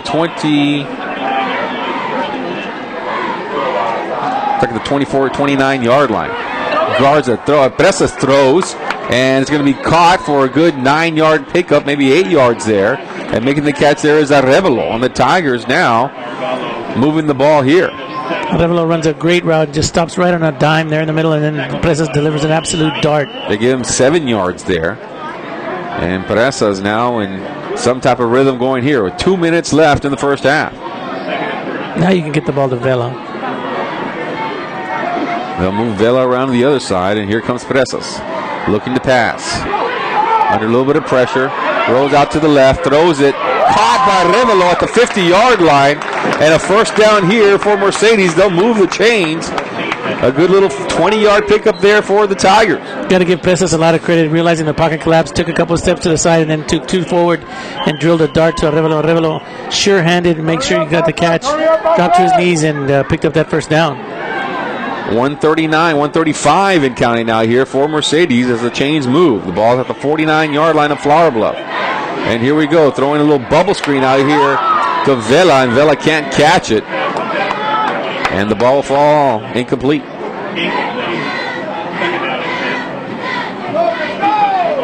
The important thing about this drive here, Carlos, 1:23 on the clock. The last thing you want to do is give Flower Bluff the ball, because they will also be getting the ball to start the third quarter. 2nd down and 10, 1:23 left in the 1st half.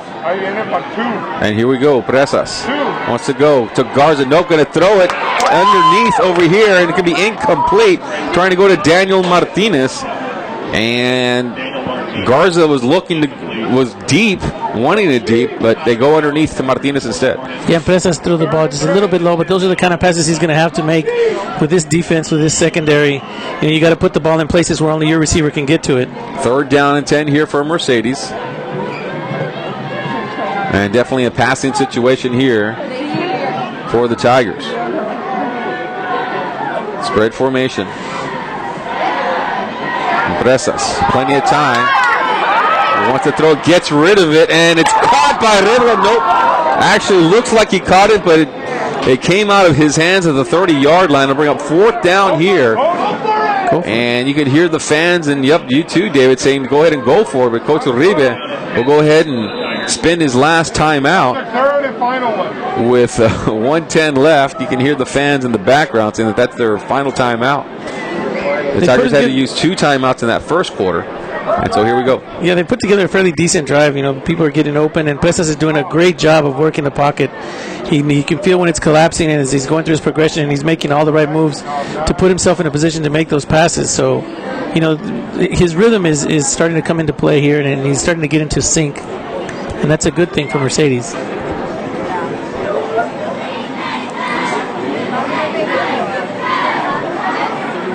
Maybe time to pull out a little Halloween candy, a little trick play for Coach Uribe.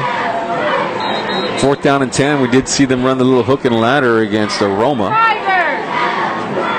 And they only need 10 yards, though.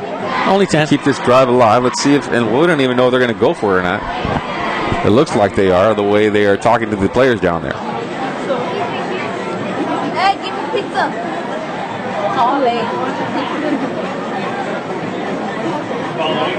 Expect Flower Bluff to bring everybody in the kitchen sink.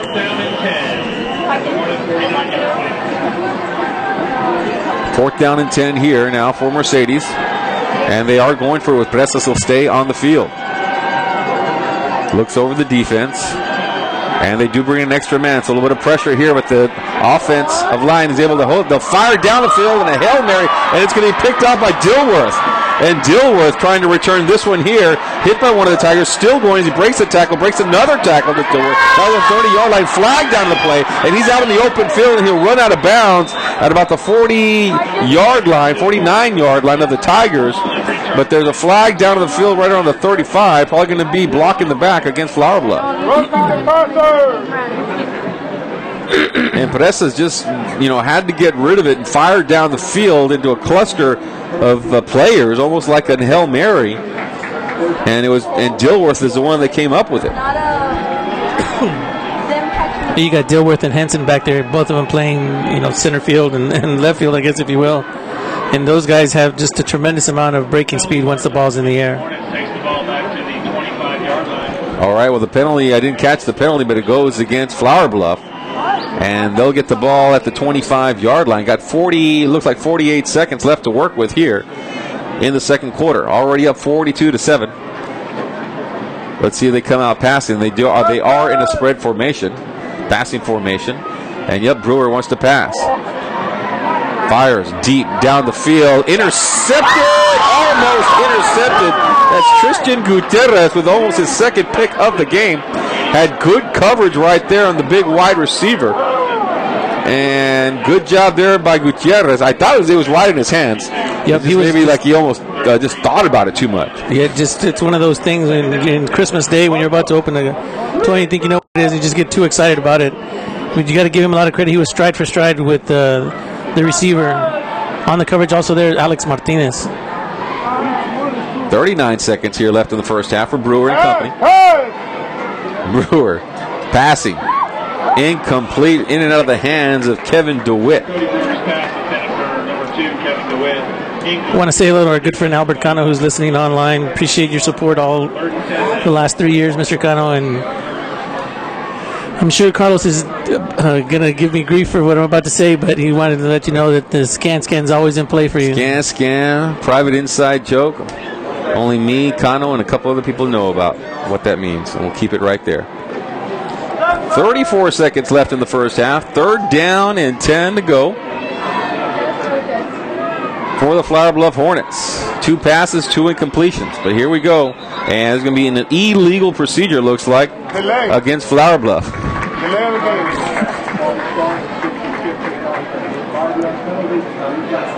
Well, that'll move them back 5 yards.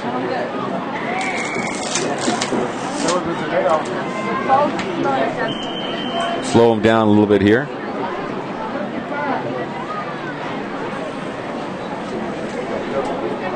Big play here is all 3rd downs are big. Mercedes may get an opportunity to get the ball back in decent field position if they can stop them. Third down and 15 yards. 15, defense! And here we go now. Brewer looking to pass.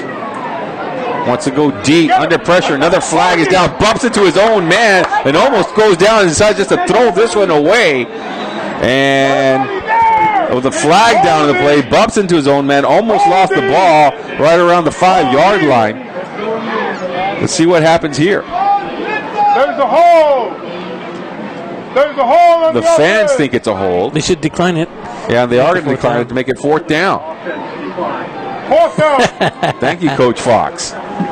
It's the only time I've gotten something right all season long. Right. Yeah, that's a smart play. That's one. I'm 1 for 20. 4th down and 15 yards.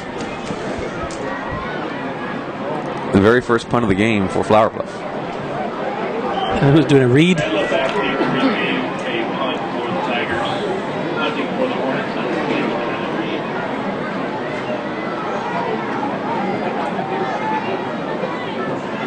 Looks like it's Reed once again.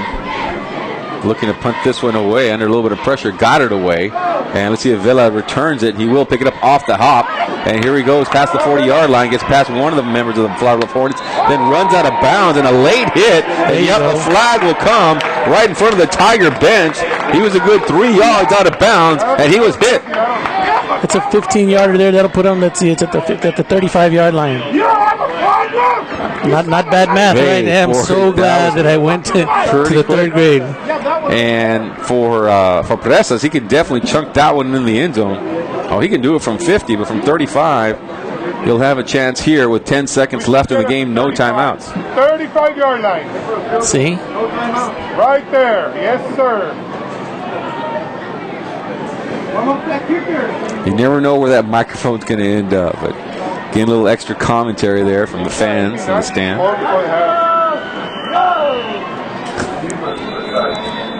So here we go. And official timeout on the field now. Let's see what this is all about. Flower Bluff calls a timeout. Timeout on the field, we'll take one as well.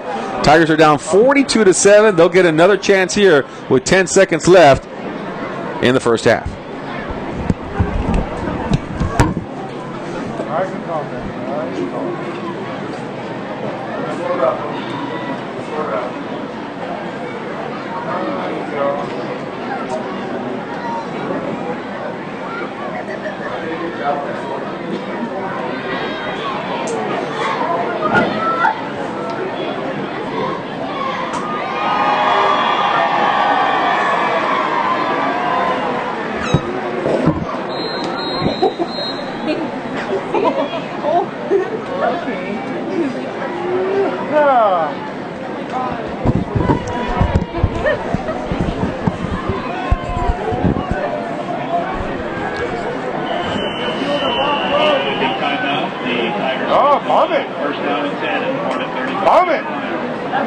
All right, here we go. First down and 10 here, Tigers. 10 seconds. Under pressure, Presas throws it, and Villa didn't, I don't know what happened, but incomplete. And looks like Villa and miscommunication between him and Presas. The ball goes incomplete. Bring up 2nd down and 10 yards to go here. How many times? There's 5 seconds now left on the clock. 2nd down and 10 now for the Tigers.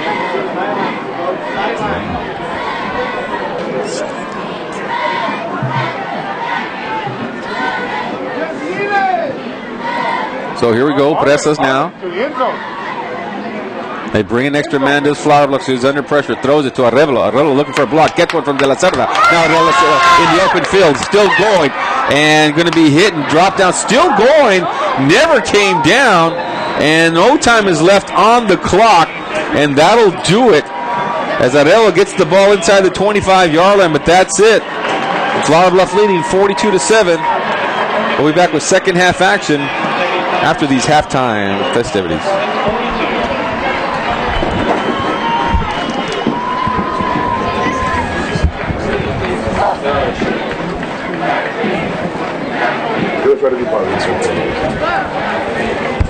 Just 1, 2.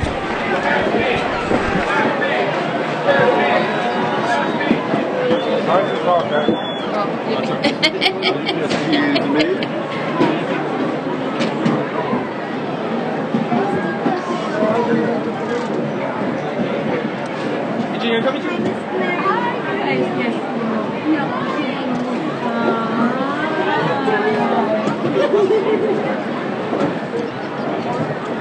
I guess I didn't come this way. Thank you.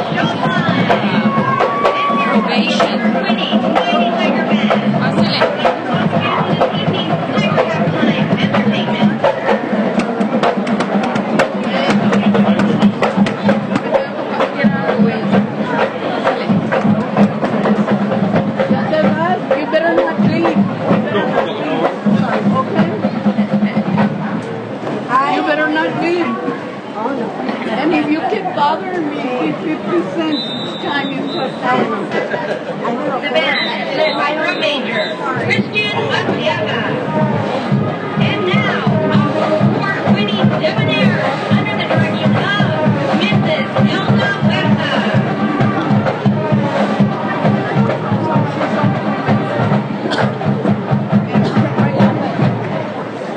Officers, Co-Captain Aisha Sanduma.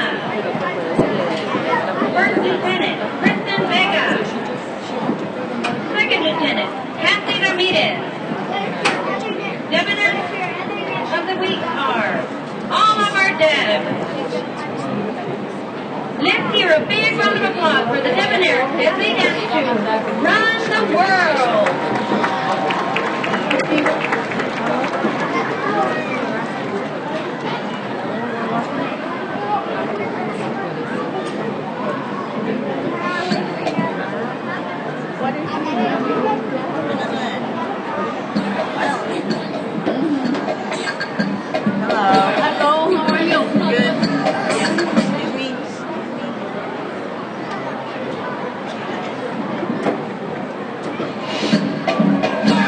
We run this mother.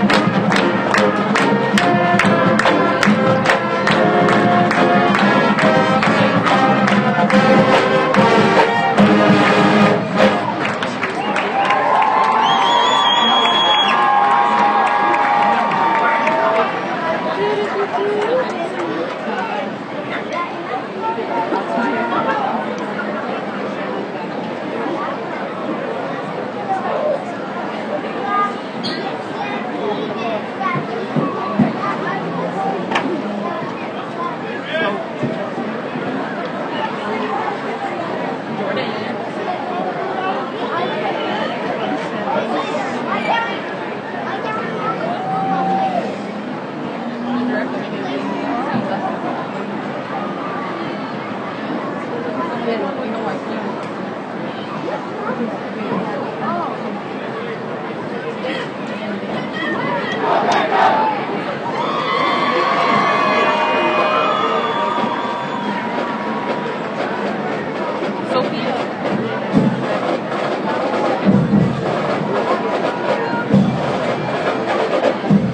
and gentlemen, presenting your Flower Bluff Hornet Marching Band.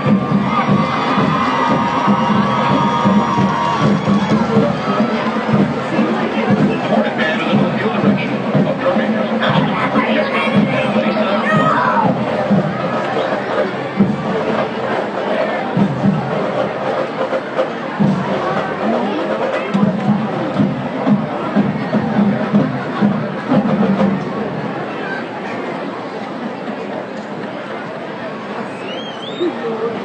Tonight, our portion of the show opens featuring our twirlers for the Hornet Band: Elizabeth Baker, Miranda Wright, Brittany Holden, and Helena Williams.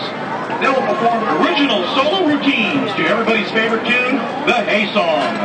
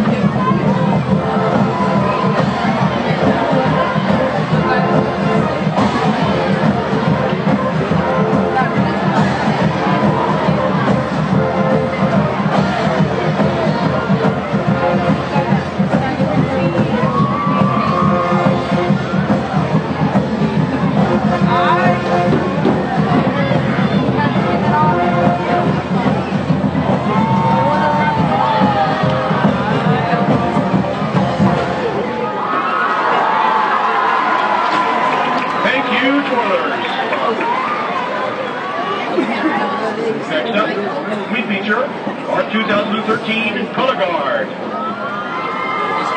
Color Guard members for the 2013 year are Melanie Escamilla, Rachel Taylor, Ginger Beckwith, Dawn Lansky. Good? We're still here, and you better behave. Elia. But anyway, we shared. Color Guard captain, Allie Thatcher. Bye, Mijo. Bye. Tonight, the squad will perform to the popular Taylor Swift tune, Trouble.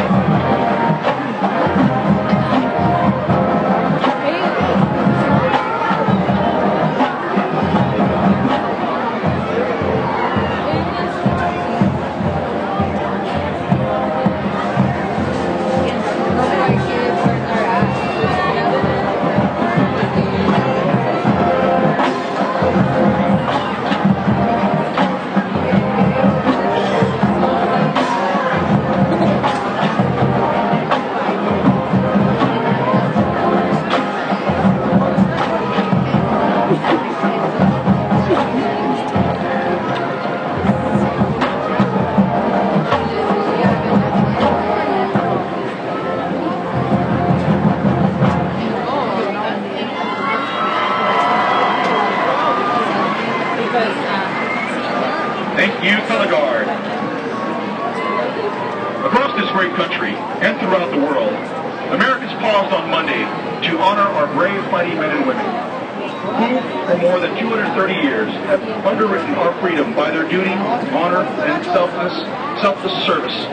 Veterans Day is a day set aside to honor all those men and women who have served in the armed forces during times of war and peace. Tonight, the Veterans Day pays tribute to America the Beautiful and God Bless America.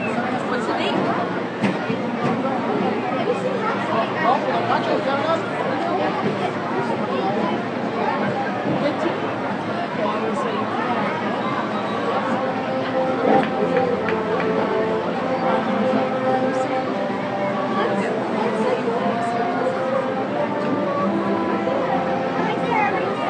Que voy viendo.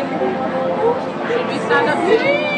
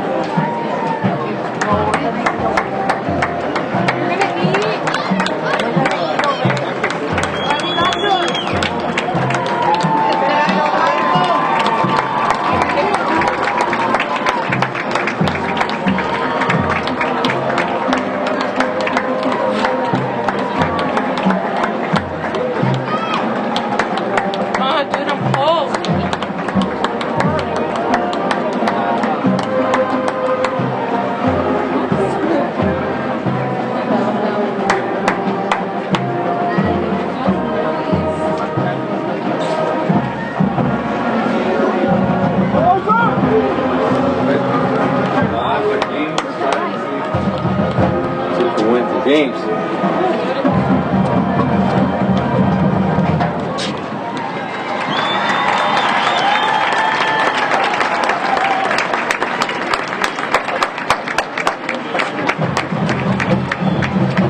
Man, that cameraman really sucks.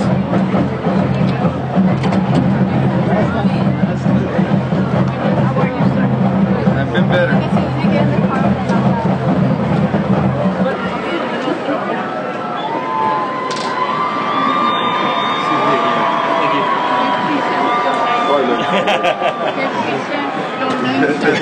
Put on my account.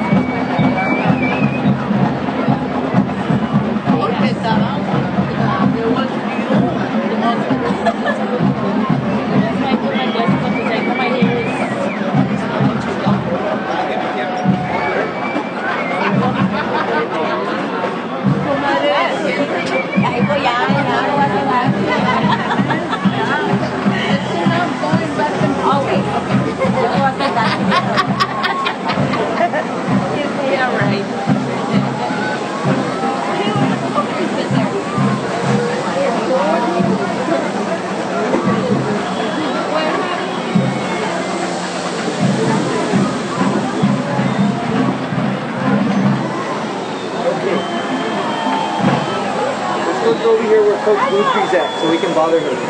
Excuse me, ma'am. Excuse me, Coach Goosby. I'll pay you later.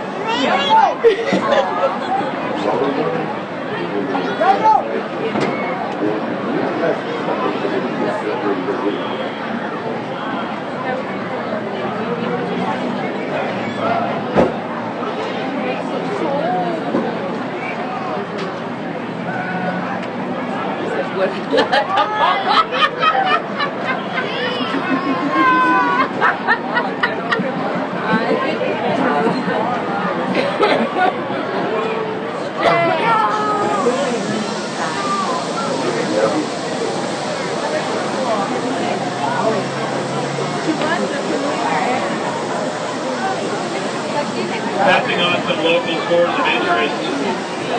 At halftime, Laredo Water 30, Mission Veterans Memorial 7. Test. In the third quarter, Test. Carlos Smith. Yes, sir. Good. We're good. Yep.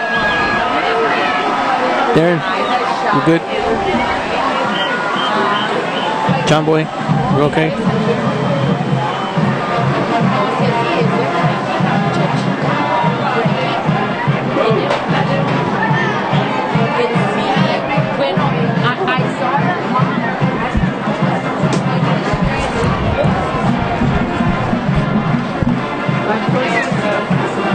couple other local scores in the third quarter. Cal Allen 35, Union Valley 6.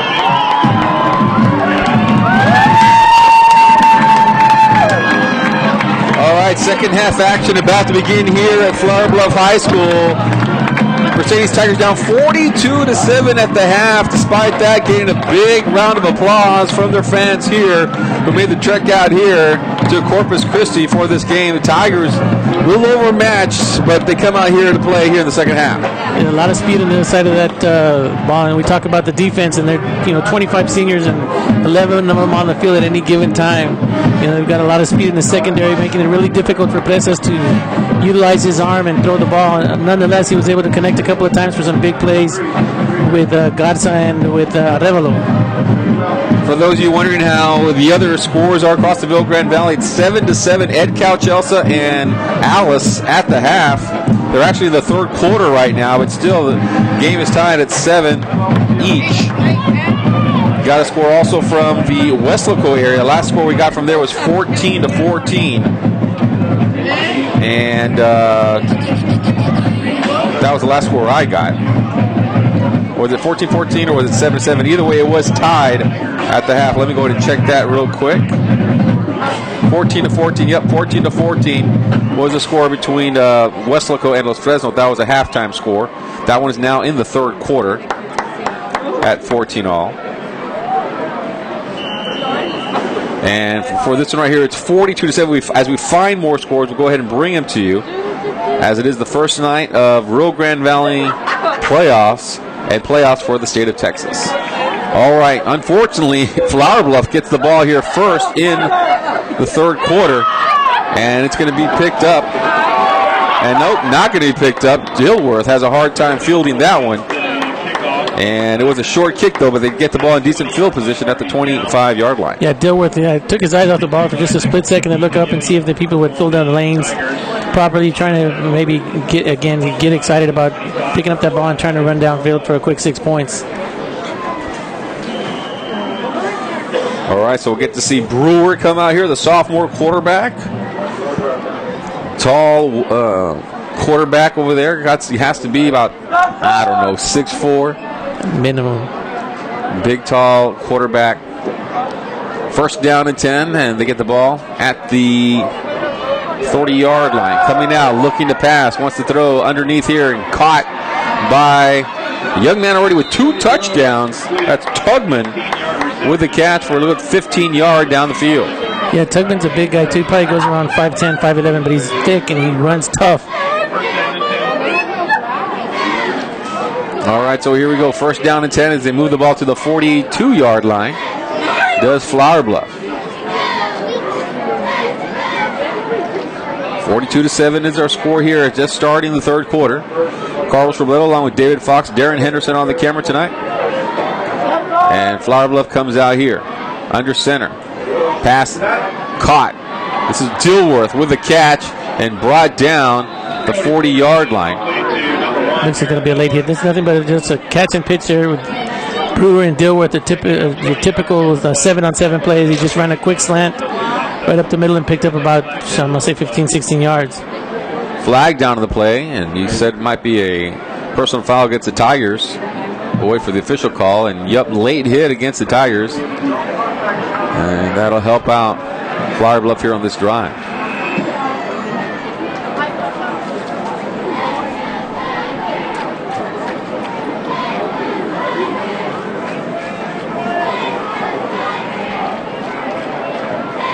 I'd like to thank our sponsors, Payne Auto Group of the Rio Grande Valley, McDonald's, and South Texas College. Robert J. Garza with GL Group. And GL Group, Robert J. Garza. Thank you, David Fox, for reminding me about that. Port Isabel leading Raymondville 28-7 in the third quarter. Give here, this is going to be Clayton with the ball, and he runs it left-hand side, spinning around, and looks like he picks up a good 11 yards there. And that's Rydell Clayton with the ball.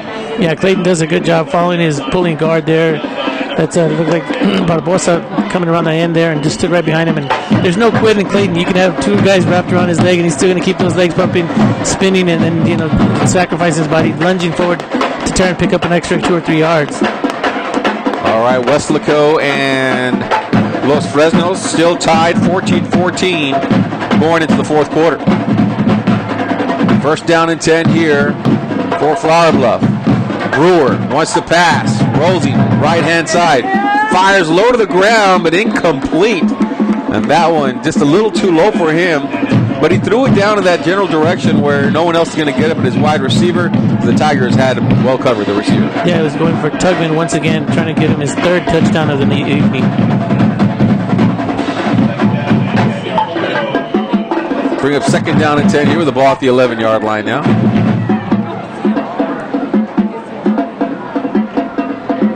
Tiger defense on the field quite a lot, David, in this football game. And here we go. Under center is Brewer. And he's going to give to Martin, and he's buried and loses 7 or 8 yards there. Mercedes Tigers come up and make a spectacular play. There was Brandon Ayala in on that play. It looks like it. Yeah, Ayala actually could have probably taken the handoff himself. He was back there so quick.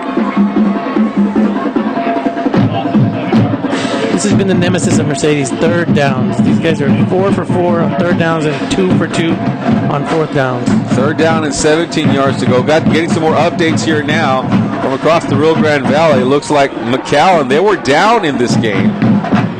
And they now lead 21-20 in the early in the third quarter over. That's going to be Brownsville Rivera, and there's going to be a penalty here on this play. It's going to be procedure against Flower Bluff, moving back another 5 yards.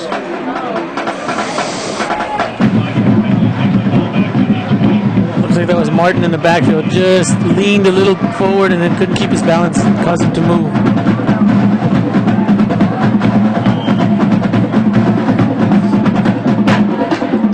Looks like Ed Calchelsa just took the lead 14-7 over Alice in the third quarter. And those are about the only updates we have right now. We'll get more to your scores later, but right now the Tigers down in this game 42-7. The drum line having a good time. You can hear them. And now you can see them a little bit there now. A lot of seniors on that band squad having a good time out there, enjoying the Friday night lights. Still a good crowd on here. Got jacket weather at Flower Bluff High School for this contest. And Calchelsa's got their hands full. Alice is the number 2 seed coming out of the district where Flower Bluff was the number 1 seed. Their only loss, the Alice Coyotes' only loss, is to the team that's in front of us here at Flower Bluff. And it was a close game, I believe. The score was pretty close. 26-25. Wow. All right, here we go. Third down and 20 to go for Flower Bluff. 3rd down at 22. He's going to fire in the end zone. But right there, looks like that's Garcia, who was able to break that one up as he was playing safety to bring up 4th down. And good job there done by, it's actually Christian Gutierrez in on the play, as well as Jordan Aguilar. Yeah, they both did a great job of making sure they didn't, I know it sounds foolish, right, but making sure they didn't intercept the pass, just batted it down. Because they were probably somewhere around the 1 or 2 yard line. It would have given them the ball there. Looks like they're going to try a field goal here, a 41-yard field goal here. Well, we know this kid's got a leg. And he's been able to do it. Kevin Reed, kick is up, and nope, not going to be any good. And the Mercedes Tigers hold Flower Bluff on their opening drive, and they'll get the ball here now in the second half. You know, as some things together, Pereza seemed to be getting his confidence and getting his poise as he was, had the pocket collapsing several times around him. Was able to step up and deliver a couple of strikes. So don't be surprised if he keeps that momentum going here in the second half. Got some other scores to report to you. 1:05 in the third quarter. It's Ed Cal-Chelsea leading Alice 14-7. All right, here come the Mercedes Tigers now, and this is going to be Presas in at quarterback. Let's see what type of adjustments they were able to make here at the half. On a 1st down at plant 10, 8:57 in the third quarter. Presas wants to fire, and it looks like that one's batted. There you go. And it was going to be holding against the Flower Bluff Hornets, as Joshua Garza was nowhere near the pass there. Thought it was batted down, but nope, it was just holding against Flower Bluff. Yeah, Sean Martinez, 35 for the linebacker for Flower Bluff, and kind of interrupted or disrupted the route there, and they got him for a holding call there.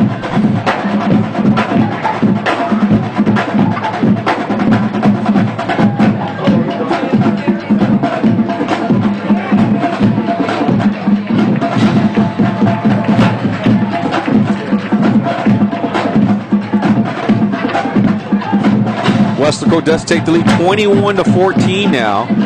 9 minutes left in the game. Weslaco on top right now, 21-14 over Los Fresnos. Kingsville leading Hidalgo 45-0 in the third quarter. Here we go, Presas looking to go deep down the field to Joshua Garza, and Garza well covered there once again by Henson. And, Presas has had to throw that one as deep as possible. I hope that Garza could catch up with it, and he couldn't.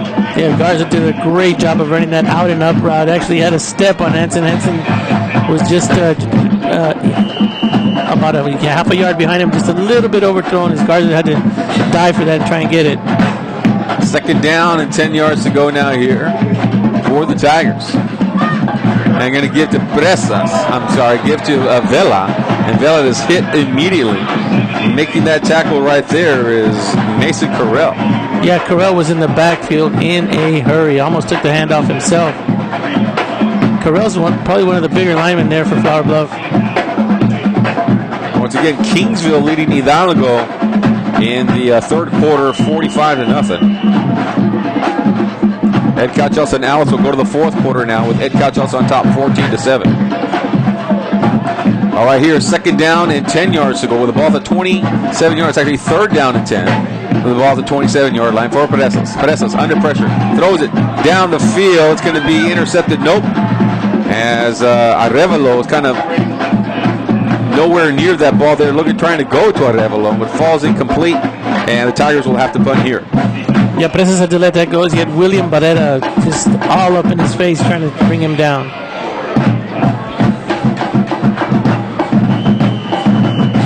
Another opportunity here for Hansen to try and bring a punt back. We'll see what he does. Hansen has been itching, it looks like, to return a couple of them, but has unable to find the handle on the ball. Just can't grasp the ball cleanly for a return. And Garcia will be back to punt this one away. Make sure he gets a good snap. And here we go. Nice punt here. And Henson will get the ball at the 40-yard line. Looking for a return, and he's hit immediately as he tried to make a little move there, but Alex Valdez is there to make the tackle on Hansen, who will probably be a D1 player one of these days. Unable to do anything on that play. Yeah, Valdez was able to get down there because you got to give Roel Garcia a lot of credit. Picked up a lot of hang time on that punt there. Kept it up there long enough, allowing for the defense to get down there and stop Henson dead in his tracks. Port Isabel right now going to the fourth quarter. They lead the Ravenville Bearcats 28-7. 28-7. Port Isabel, one of the top teams in the valley, and highly ranked in the state of Texas as well. First down and 10 here now for Flower Bluff. And Flower Bluff will pitch to the outside. New runner in there. Running the ball here now is J.J. Winfry. You know, now Flower Bluff showing off their stable of backs. And we've talked about the stable of backs and the importance of it in playoffs is you're going to need at least 4 or 5 backs that are capable of starting on any other team if you plan to go deep in Texas football's playoff run. Port Isabel now is up 35-7 as they just begin the fourth quarter.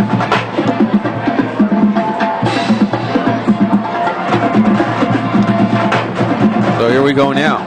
Second down, 10 yards to go with the ball at the 44-yard line here for Flower Bluff. They're on top 42-7, well in control of this football game. New quarterback in there, and he passed it, and it's incomplete.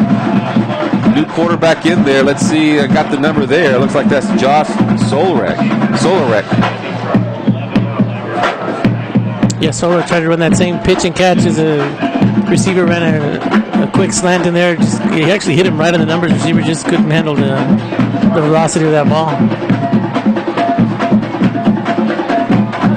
We'll give you updates as soon as we get them here on 956sports.com. You can listen to the audio of the Mercedes Tigers, and I'll continue to bring you updates from across the Rio Grande Valley. And here we go, give. This is Clayton with the ball. And Clayton left-hand side, now in the open field, and going to be dragged down and hit. Nice little tackle there. Is that... Looks like that's Quintanilla who made the tackle. I'll make sure I got that right. Nope, number 33, Tristan Gutierrez on the tackle. My bad. I thought it was 35 there.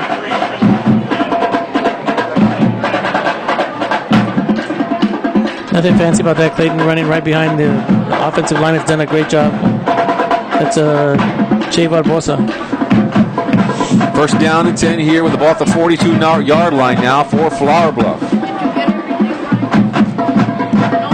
New quarterback. Once again, Solorek. And he'll give the ball, run the ball up the middle here. And a good little 5-yard pickup there, 4-yard pickup for Flower Bluff. I would imagine we're going to see a lot of run plays now as Flower Bluff is just going to try and maintain the possession of the ball and milk the clock. Los Fresnos now driving on Weslaco. They have the ball at the 19-yard line. They're down in that game, 21-7. 21-14 rather. They're trying to tie it up with the ball now at the 19-yard line of the Weslaco Panthers. That game taking place at Bobby Lackey Stadium. Second down and 5 yards to go here for the Falcons. Solorek in at quarterback. New runner in there now.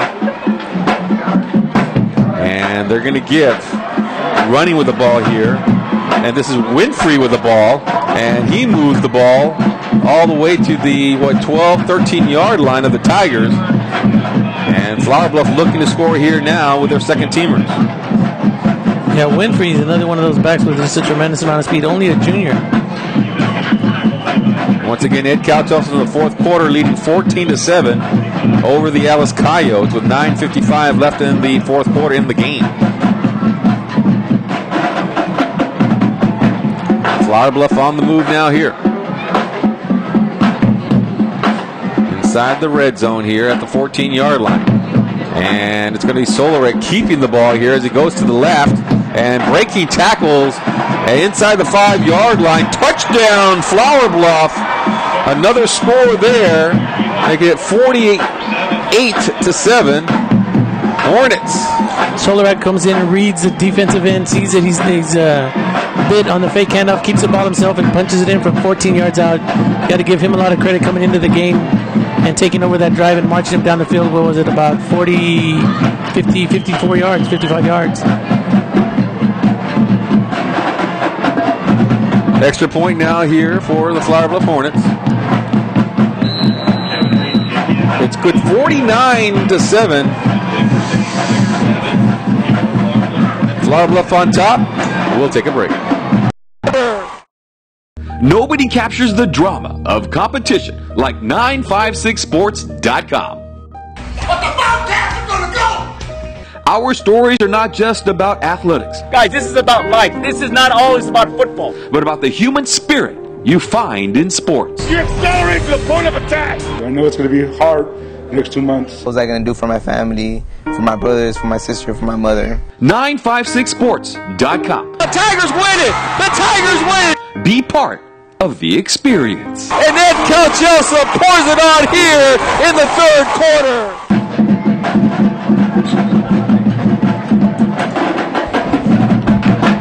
That deep receive for the Tigers. Number 14, Number 21. 49-7 is our score here in Flower Bluff High School. Bi-District round of the playoffs. 4 minutes and 19 seconds in the third quarter. It's been all Flower Bluff in this game. 21-21 is now in our score in Weslaco, where Weslaco and Los Fresnos are playing in a barn burner right now at Bobby Lackey Stadium. They've had some epic battles throughout the year, those two teams. And we also have a tie score of 14-14 between the Alice Coyotes and the Ed Cal Chelsea Yellow Jackets with 9:42 left in the game.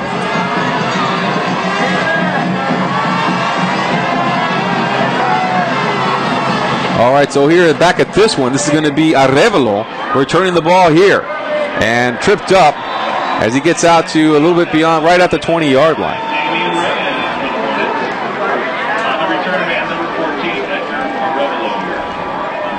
So just to recap, 14-14, Ed Count Chelsea in Alice with 9:42 left. And then we have 14-14, Weslaco and Los Fresnos in that game. Hidalgo Pirates 45-0, losing to Kingsville in the third quarter. 35-7 PI over Raymondville. Ball at the 20-yard line here for the Mercedes Tigers, and Presa is going to give to Vela, and Vela looking for something up the middle, and a good 6-yard pickup there for him. Yeah, Vela running again right behind Banda. Banda, in my opinion, probably one of the better linemen in District 32 4A, certainly a candidate for an all-district selection. McAllen leads Brownsville Rivera 21-20 in the third quarter.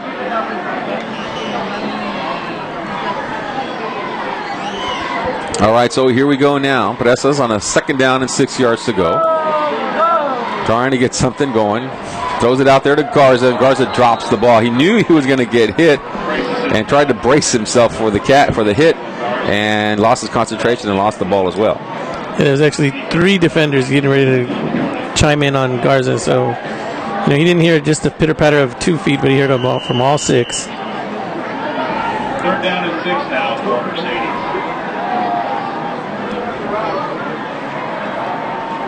All right, 2nd down and 6 yards to go here now for the Mercedes Tigers. 3rd down, actually. No, 2nd down. My bad. And he fires that time, and nope, dropped. That's Jeffrey Rodriguez. He couldn't catch that one. Tigers maybe mentally not in this, the last 2 plays. I don't want to say they're intimidated, but, when you do catch the ball down the middle, you're going to get hit and you lose your concentration. So, yeah, well thrown passes right on the numbers. Yep.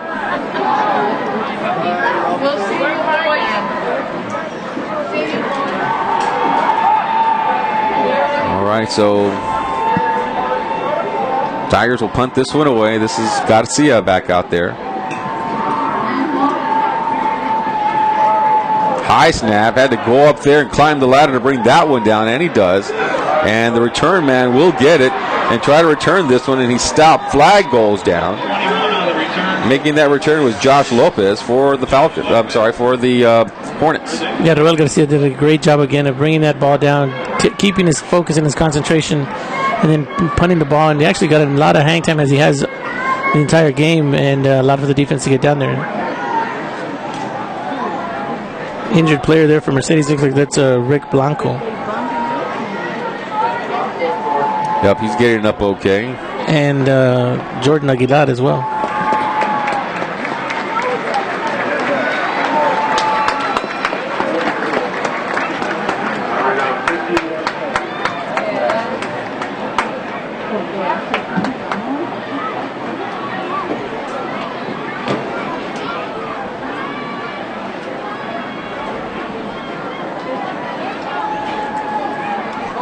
Jordan Aguilar looks like he's just cramping up. He's already jumped up on the table there and is having his legs stretched out.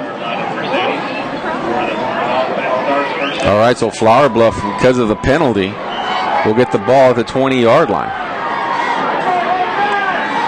Right at the 20-yard line. Let's see, they still have the same quarterback in there. Let's see. Different one. Well, running with the ball here is going to be Andrew Morgan, and Morgan moves the ball inside the 5-yard line. I think that's your quarterback, too, number 11.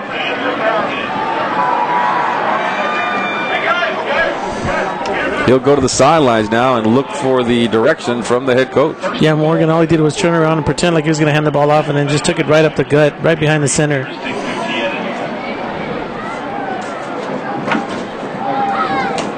So here we go. Yep, Morgan's going to stay in there at quarterback. Under center here. Will give to the running back, and he'll take the ball inside the 5-yard line and stop right around the 3-yard line. John Graves on the carry there for the Flower Bluff Hornets.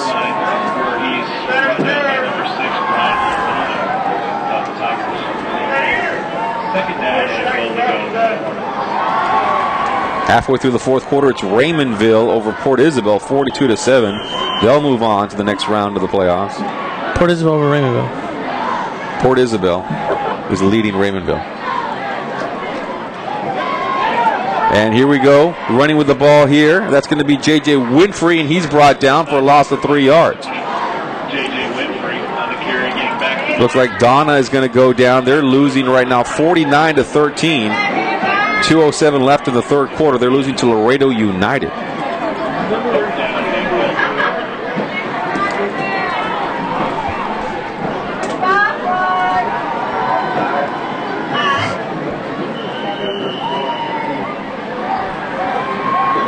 All right, so 3rd down and 3 here. Let's see if the Tigers can make a stop. Here in the third quarter. Going to give. Nope. Going to keep the ball there this time. Good little fake there by Morgan, and he's in for the score.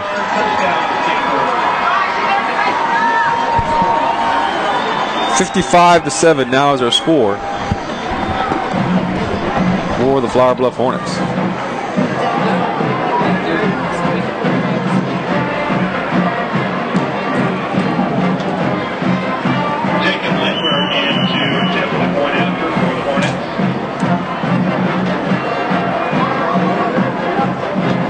Extra point is good.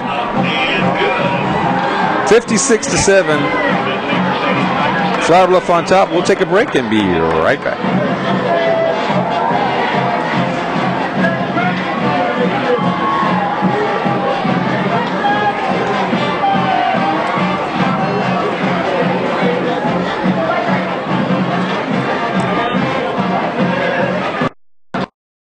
Nobody captures the drama of competition like 956sports.com. What the Bobcats are gonna go!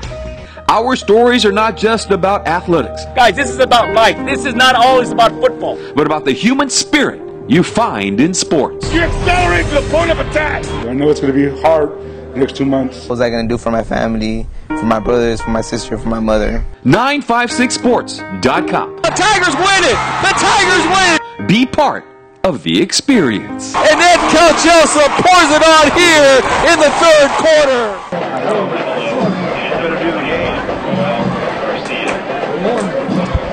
Kicking off for the Hornets, number 16, Jacob Lindbergh. Where'd they go?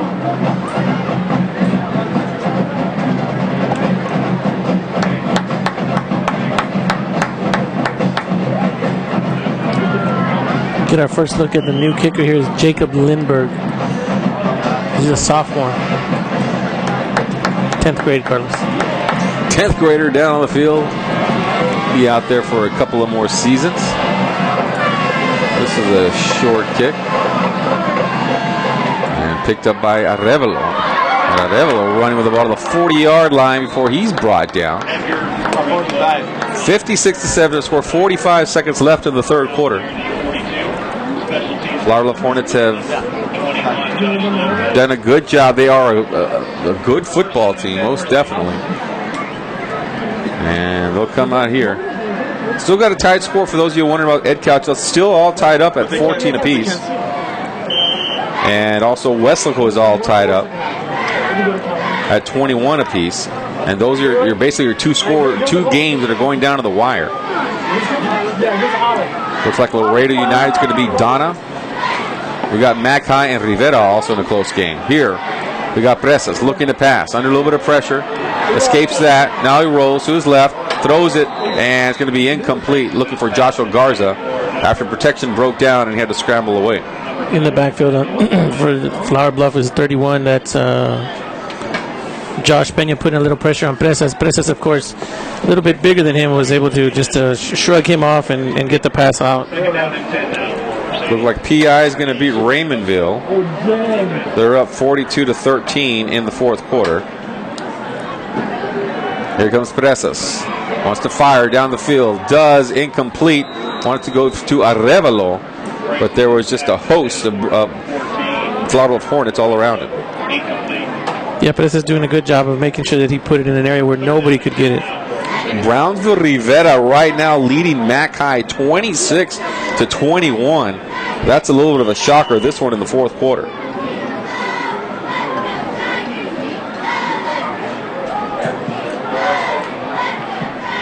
Third down and 10 here for the Tigers.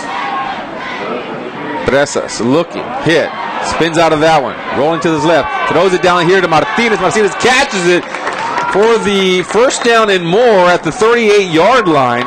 And what a nifty little play there by Presas and Martinez for a first down. Yeah, Presas showing his soft touch there, the little teardrop pass, and Martinez doing a great job of balancing act, making sure he got both feet down as he made that reception. That'll be the end of the fourth quarter. I'm sorry, that'll be the end of the third quarter. We go to the fourth right after this.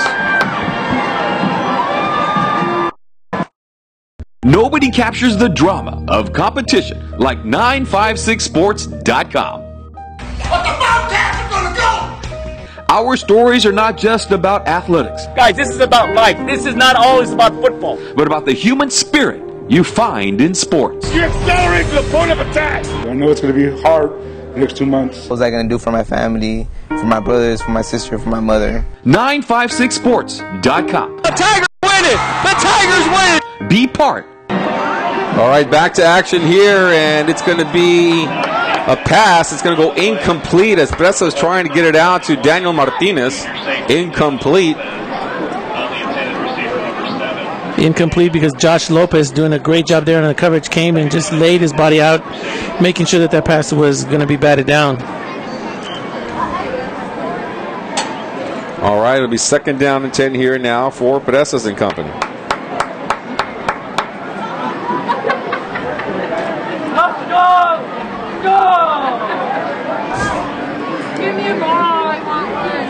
All right, so here we go. Presas looking. He's got Vela out here, Isaac Vela. He spins away from a tackler, breaks another tackle, and is finally brought down to the 31-yard line. Nice little 4-yard pickup there for the Mercedes Tigers. Yeah, and as soon as he made that break on that defender, Arevalo threw another big block, springing him for an extra 6 yards.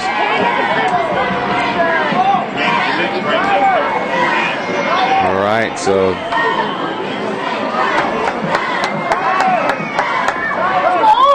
here we go, third down and 4 yards to go for the Tigers. Then Presas is going to look, almost intercepted. And they'll bring up fourth down here. Ooh, I almost caught that one. Would have been the first reception of the season for either one of us.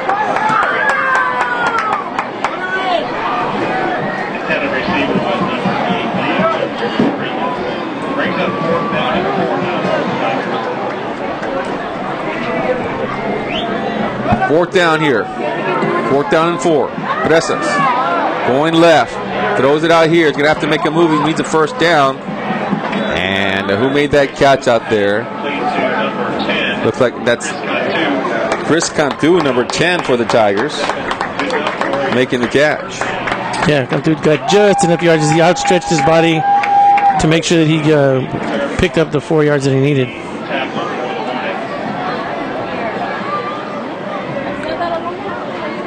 Head coach us is still all tied up. 14-14 in that game. 21-21, Weslaco and Los Fresnos. Those are your really close games. Also Rivera and McAllen, 26-21. All games in the fourth quarter. This one is caught for a short game there. That's going to be Jeffrey Rodriguez with a catch at the 20-yard line. Rodriguez with a nice little move there, nifty little move, and lucky for Flower Bluff on a shoestring tackle kept him from going into the end zone. And it'll be second down and 4 yards, or second 3 yards to go here now for the Tigers. Down 56-7 in this game, just trying to ride this one out and end the year on a positive note. I don't want to hear it. Perhaps a score. It's the end of the third quarter for McAllen and Brownsville Rivera. Rivera's on top 26-21. And they're going to pass out there looking for a receiver. Caught, touchdown.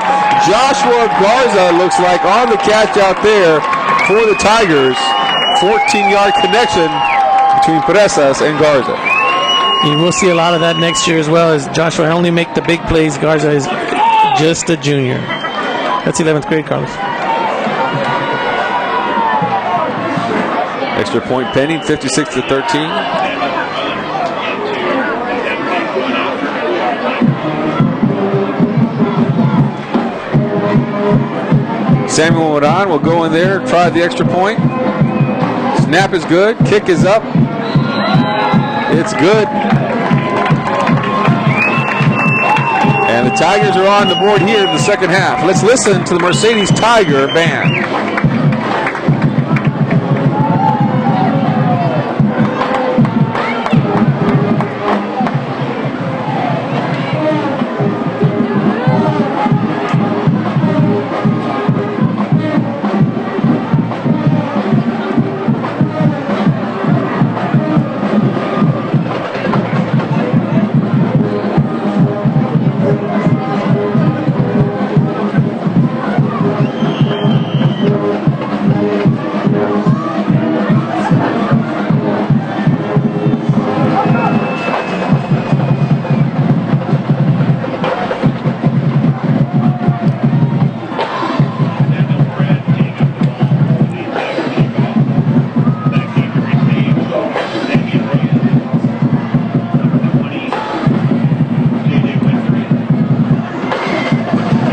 Alice scored a 16-yard touchdown run, but hold everything. A holding penalty brings the ball back.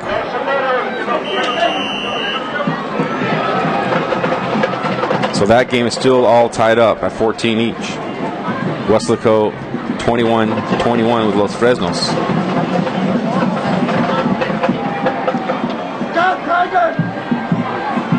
All right, so here we go. Kickoff. Picked up and returned to the 48-yard line of the Tigers. The Flowerless at the ball in good field position. On the return there, that's Thomas Evaristo for Flower Bluff.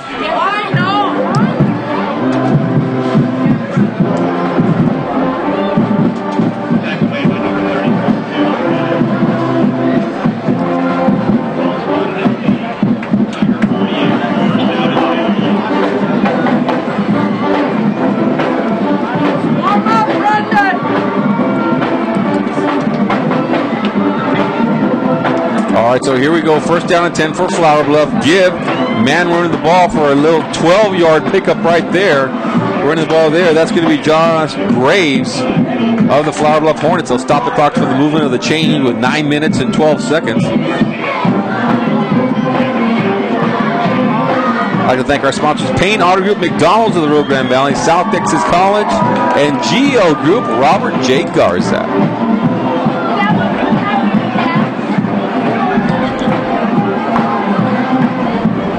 So here we go, first down and 10. With the ball here at the 34-yard line for Flower Bluffs. Running with the ball there is Winfrey, and he's running down the sidelines, knocked out of bounds inside the 10-yard line. Yeah, Winfrey with a burst of speed. There was at least two guys that had him in the backfield. just went right beyond their outstretched arms and then turned the corner in a hurry. Picked up a huge first down. Update here now. Alice and Edcal Chelsea with 2:32 left. The Alice Coyotes take the lead 21-14 on a 19-yard touchdown run by Joseph Cantu. Here we go with Flower Bluff with the ball here. At the 10-yard line, running with the ball up the middle, not much there. Good job there by the Tiger defense. As the two teams still battling back and forth. Picking up 3 yards down to the 7. Wrapped up by number 51. Defensive line. Still tied up 21-21, Weslaco and Los Fresnos. Lots of games, still close games. Edcal Chelsea and Alice is a close game, and Rivera and Mackay also close. Those are 3 very close games that we're watching for you right now on 956sports.com. All in the fourth quarter. All right, Give here. Running with the ball here. New runner here that time. And looks like he goes in for the score. This is Damian Reyes. Touchdown, Flower Bluff Hornets. Reyes with a lot of speed. Came off the end position there and then just took it straight to the pylon.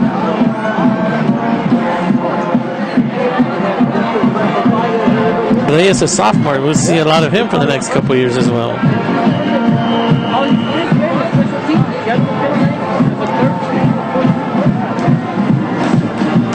Rivera looking for the upset. They're leading McAllen 26-21.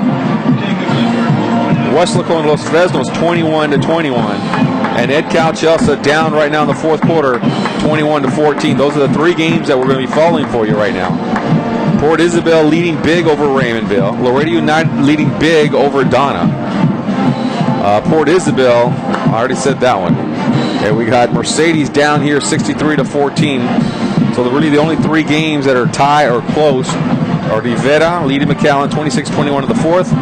Weslaco High and Los Fresnos 21-21 in the fourth. And Alice right now leading Edcal Chelsea 21-14. So we'll keep those scores with you as long as we're on the air here, live audio, and of course the video broadcast afterwards for those of y'all that are watching this on delay.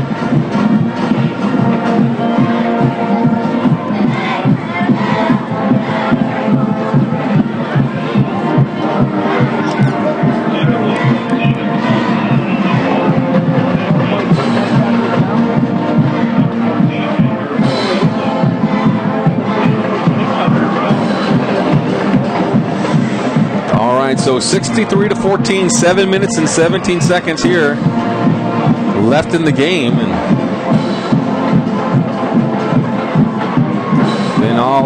it's been all Flower Bluff. Very good football team that they have down there, and you know they came out here. The starters came out and made 1 series in that third quarter, and then that was it. And just got an indication that Weslaco and Los Fresnos are going into overtime at 21 each.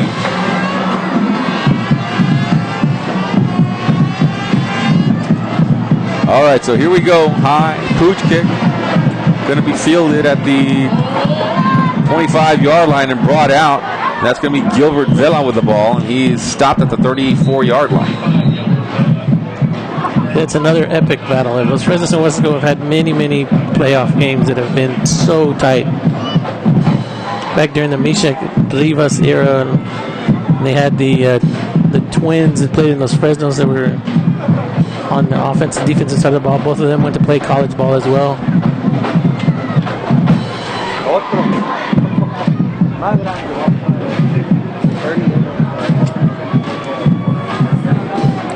Looking for updates right now and to bring you back, but nothing right now. All I have is overtime, 21-21.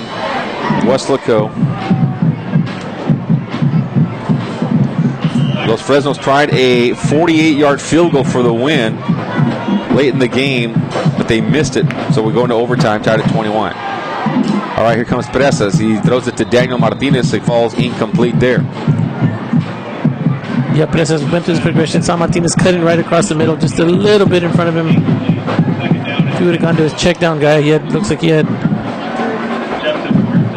Jesus Rios there in the flats. We've got a final score here. Port Isabel over Raymondville, 42-13. 42-13 is the final. Port Isabel wins that one, and they move on to the next round of the playoffs. Second down and 10 yards to go here for the Mercedes Tigers and Presas. Looking to pass, fires to Jeffrey Rodriguez. He makes the catch and a little move, and going to be near a first down. Looks like going to be just about short here. Yeah, Jeffrey Rodriguez was just tearing up the turf there. He saw dirt flying. As soon as he picked up that pass, made that move that you talked about, kicked up a bunch of dirt and picked up 3 quick yards. 1 minute and 16 seconds left in the game, and Alice right now leads Ed Cal Chelsea 21-14. Close one there. We've got overtime with Weslaco and Los Fresnos. 1:16 left, Ed Cal Chelsea and Alice. Rivera and McAllen 26-21 in the fourth quarter. Rivera on top. Give here to Vela. Isaac Vela running for the first down here. Keep the Tiger offense moving here with 5:45 left in the game. Tigers down 63-14 in the fourth quarter. Yeah, Ed Cal Chelsea is going to need a big play from Mariscal.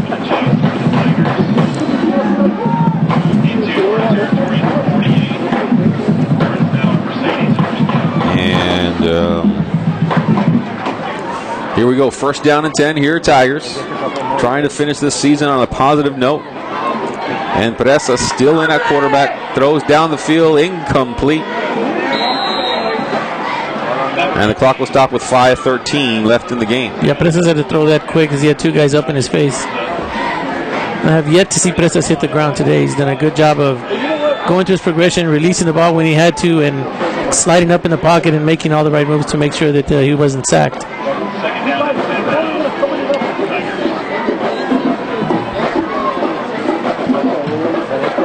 Second down, 10 yards here.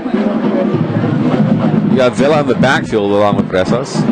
You got to admire the Tigers for continuing to play good effort football despite being down this much in the game, 63-14. It takes a lot to finish the game. It's been a long season for the Tigers, but they continue to battle out there. Yeah, this is certainly one of the teams that's been the more resilient teams. Is they've overcome so much adversity this season just to get to this point. So there's no quitting these boys.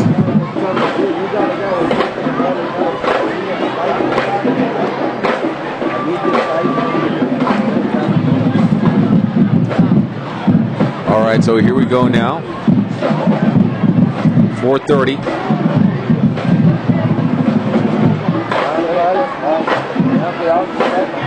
And here we go. Passing is going to be Vela out of the backfield, trying to make a move, and doesn't get away from the defender. No gain on that play. Number 23, Chris Morales, on the receiver, number 25, gain of 2 brings up down at 8 now. We've got another final here to pass along. Kingsville, King over Hidalgo, 45-8. 45-8, Kingsville over Hidalgo. Final. Presas rolling left, now back to the right, and he's going to take off running. Lowers his shoulder and barrels over the defender and picks up a first down. Good job there by Presas. We'll be looking forward to seeing more of that next year for the senior or the junior quarterback. I apologize for not seeing that. I was watching Eric De La Seda block 3 guys on that play. Took out 3 players from Flower Bluff. What an amazing block.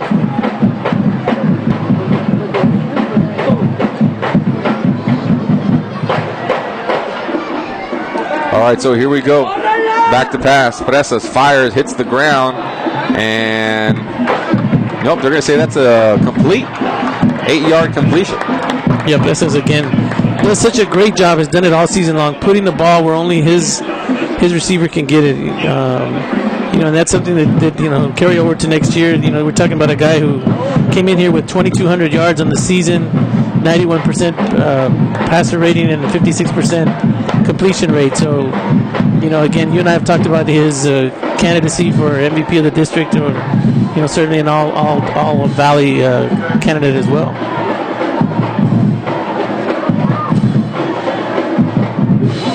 All right, so here we go. Second down. Throwing. Caught. Still going as a receiver on that far side of the field.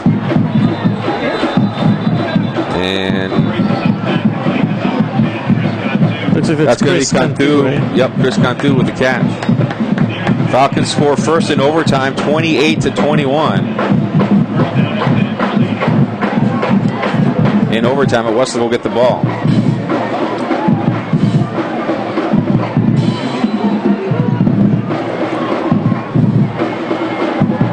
Catch here. Let's Cantu again.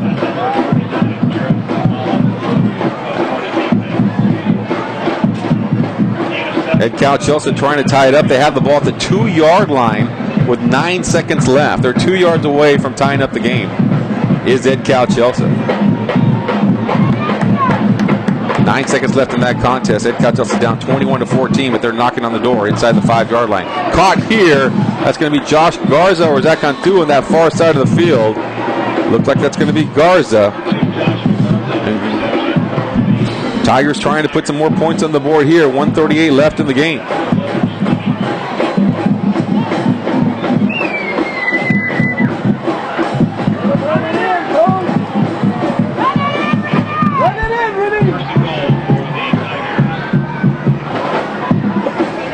All right, 1:26 and rolling, ball inside. It's at inside the 5-yard line. Fire down the field, incompletion into the end zone. As Pedesa is trying to get some points right here on this drive with 1:17 left in the game, 63-14.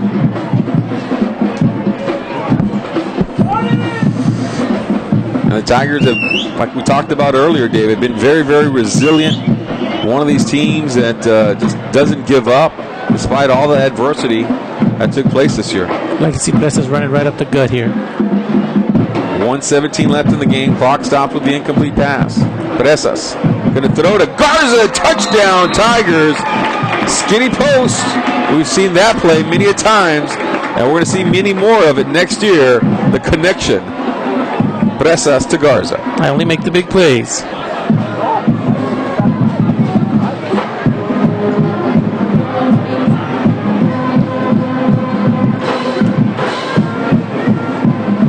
And Ed Cal Chelsea has tied up the game with 2 seconds left. 3 seconds left, rather. 21-21.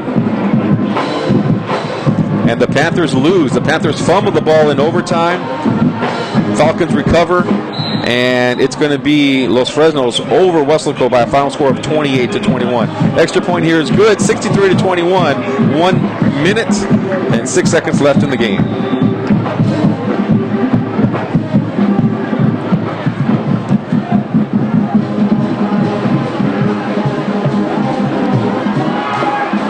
All right, so getting some scores, some updates here.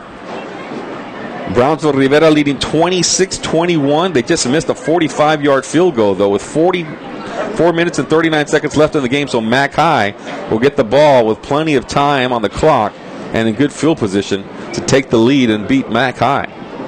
Some great games going on right now across the Rio Grande Valley.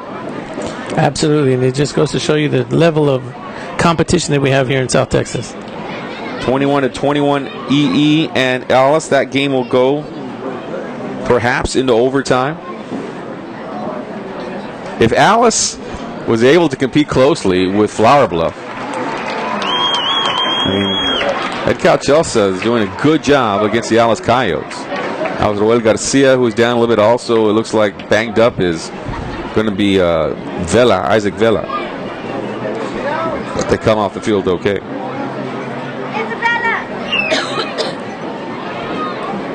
2 seconds left in the Elsa game, right? I got it was 2 seconds, 3 seconds left. Noah Gonzalez scored the 2-yard touchdown, tied up 21-21.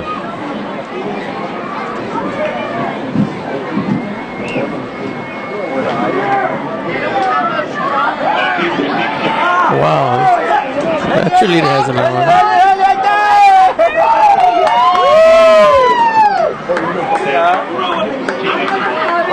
$5. Laredo United final score over Donna 56-13. 56-13.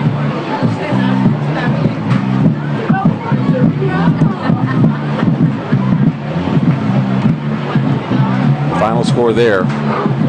Donna's season is now done.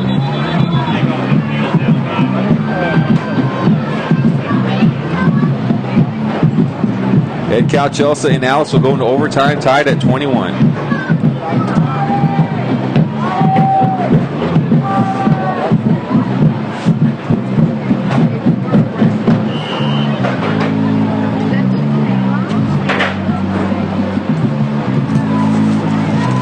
McAllen got the ball back, but they go 3, and now they're going to punt. 3:57 left in the game. 48 seconds left in this one. This will do it. We'll try to hang on here to try to get you a couple of finals as much as possible.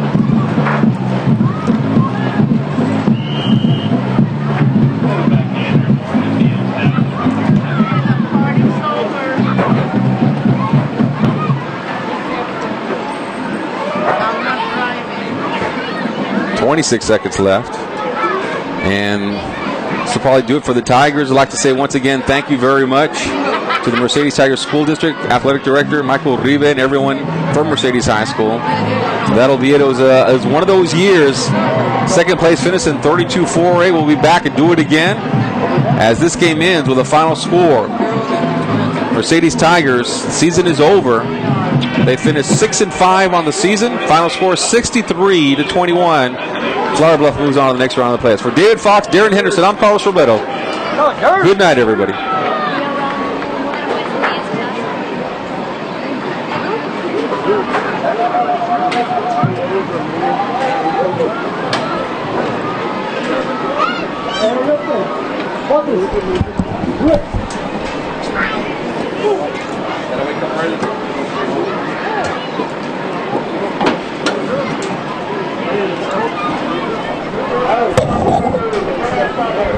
Darren, do you have any more video left on there?